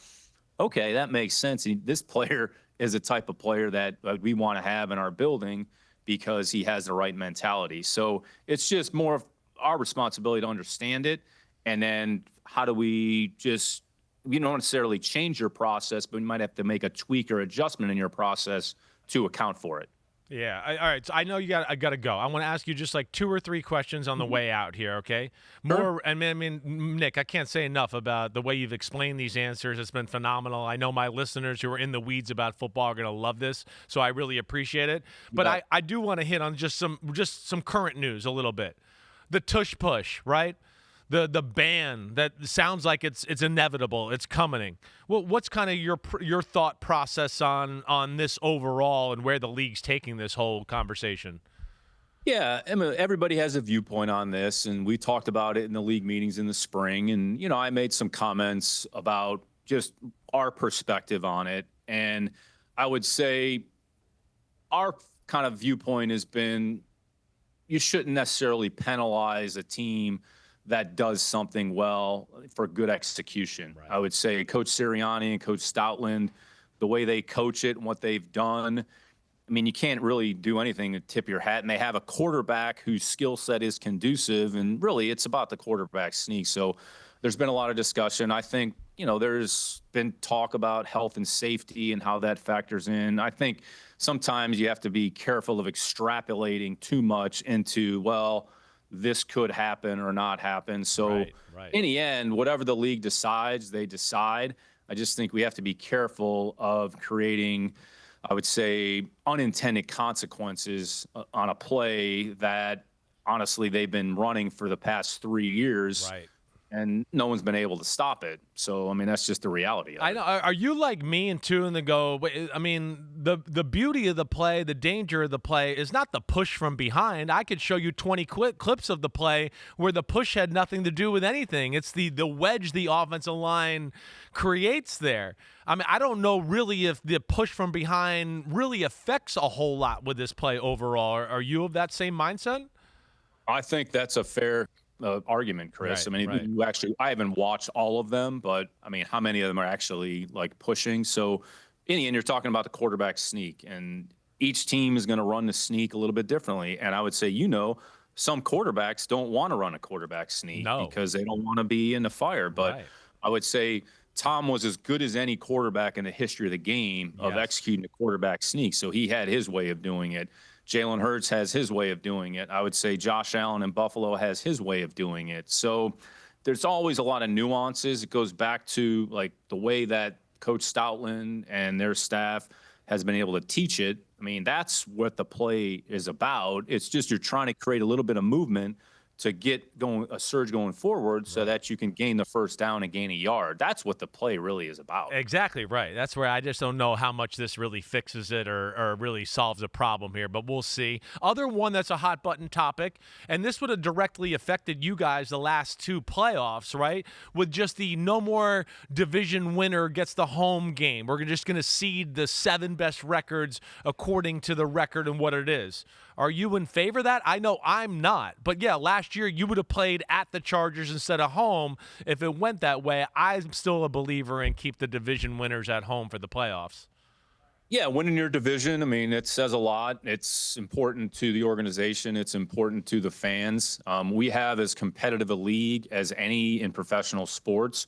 I think they put the stat up there at the league meeting. 70% of the games last season were one-score games in the fourth quarter.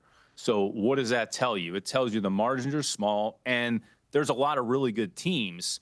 So now if a team's record is maybe a little bit less, we're going to say, well, they haven't really earned it. But wait a minute, we just talked about how competitive the league is in the fourth quarter. So again, I think, and I think each team has to manage their team how they see fit. So if you're getting ready for playoff football, week 17, 18, whenever that is, you have to make a decision about, all right, what's the best thing for our team? What's the best thing for our players? So, I mean, there's no perfect formula in anything, but there's certainly like the value and importance of winning the division. I think everybody respects that.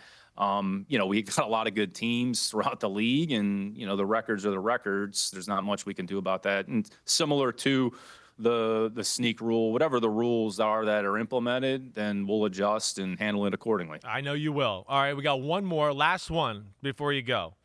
Olympic flag football. I don't know.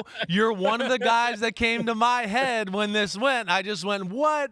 I can't imagine Nick Caserio being like, oh, yeah, Derek Stingley, as much money as you're playing, go ahead and play flag football as we get ready for our Super Bowl run. I would just love to hear your take on the whole thing. Well, the owners voted 32-0, so it probably doesn't matter what I think No. on this one. But, I mean, look, the Olympics are a very unique opportunity. I think every team, if they have a player involved, is just certainly going to be careful and just want to make sure that, you have the player for games that are important and the reason that they're actually playing football. So I think it's an opportunity to grow the game, but, there are certainly some risk involved. But how that actually all comes to fruition in 28, who's playing, who's eligible, who's not, how that's all going to work. But it seems like the owners are supportive of it. So, oh, yeah, they're supportive. Your bosses are supportive of it. I work here at NBC, who does the Olympics. They're very supportive of it as well. So we're both stuck here in this one. But hey, Nick, I really appreciate you coming on, spending this much time, the thoughtful answers. You're the man. I really do admire you. You taught me a lot. I admire you, the person, and I do think you're one of the best GMs in football. And I really appreciate you coming to hang out with me for a little bit, man. No, it means a lot, Chris. Really appreciate it. Glad to spend some time with you and appreciate the kind words. Thanks, man. All right, well done, Chris. Once again, I love your interviews all the time. Nick Caserio, he was in off-season mode right there. He was relaxed. He liked his draft, you could tell. Yeah, I mean, really, Nick couldn't have been better, right? He really couldn't. He really was great in the answers, unpacking things. And again, I hope the fans enjoyed it, because I'm not going to sit there. I don't want to ask these guys the same questions they always get. What's the status of how much you're going to pay C.J. Stroud next year? Well, Chris, we're going to see how the year goes, and then we'll evaluate then. Like, is that what you guys want to hear? No. So we got into some process stuff, the thoughts, what he does, how you build the team behind the scenes. And, big props to Nick Caserio, a guy that I really admire. I got to work with in New England. He taught me a lot about football. And when you see somebody on a day-to-day basis be the same person, attack their job with the same intensity over and over, detail just out the wazoo always, right? All over every single detail possible. Of course, you're going to respect that. And if you treat people the right way off of that, then you become a fan. And that's what I am. Yeah. I'm a fan of Nick Caserio because of all those things. And now he is officially a homie to us. He's a homie. And he can name the pyramid if he wants to. He now is allowed to do that. All right, before we go, we got breaking news. You talked about it with Nick. The proposal to ban the Tush push does not pass. Wow. Fell 2 votes short. I'm shocked by that. I'm amazed by it, because this was the league trying to push the owners to not have this play. Now, again, what I'll sit here and say, and what I said to Caserio, I mean, they were only taking away the push in the back. Yeah.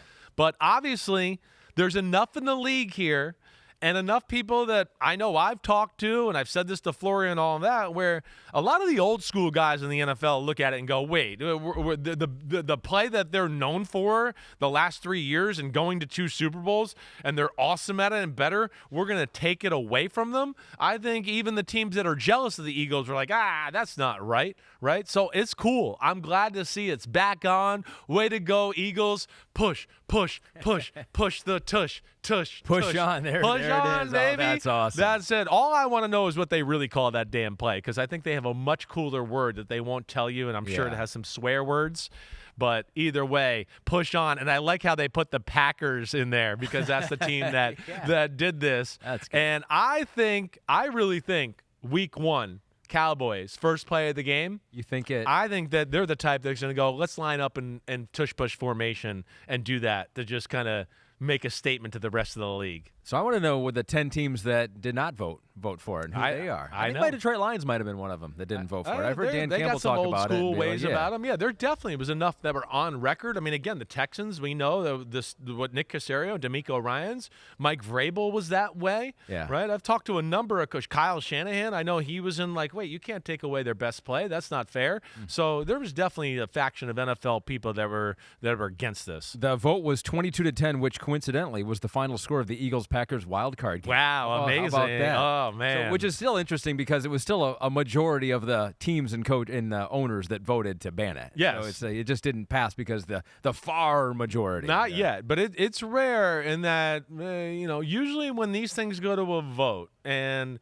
the commissioner wants them to happen, they usually happen. And the commissioner, by all due accounts, wanted this part of the game out, the push, and he also wanted the reseeding of the playoffs, and he didn't get that. And that's what, to me, is interesting, because usually when they get it to this far and it becomes a vote, it's because they know it's going to pass and the commissioner is going to get what he wants. Yeah. So it's rare to see him take an L, even though he's about to get a new contract and a bunch of money. So he's taking a W no matter what. Multi-million dollars to take an L on the Tush right. push. I'm sure he's not staying up at night. Yeah, right. All right, that's good. Hey, well done. Way to go. Thanks, man. Thanks for standing up and helping me out with my quarterback technique there. All right, I appreciate that. And thanks to you, as always, for holding down the fort and driving the ship. You are the man, Ahmed Fareed.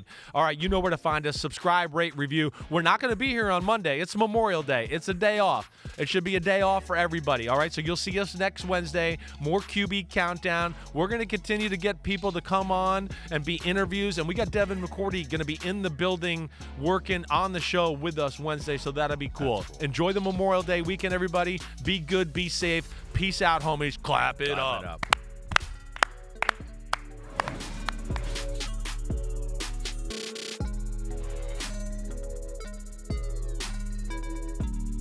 Yo, homies, what's up? Thanks for watching Chris Sims Unbuttoned. And just because the weather's warm doesn't mean football ain't still on our brains right here. We are still working, so smash that subscribe button. We got all the training camp news, preseason news, everything up until kickoff night. Thanks for watching. And again, remember to hit that subscribe button. Peace out, homies.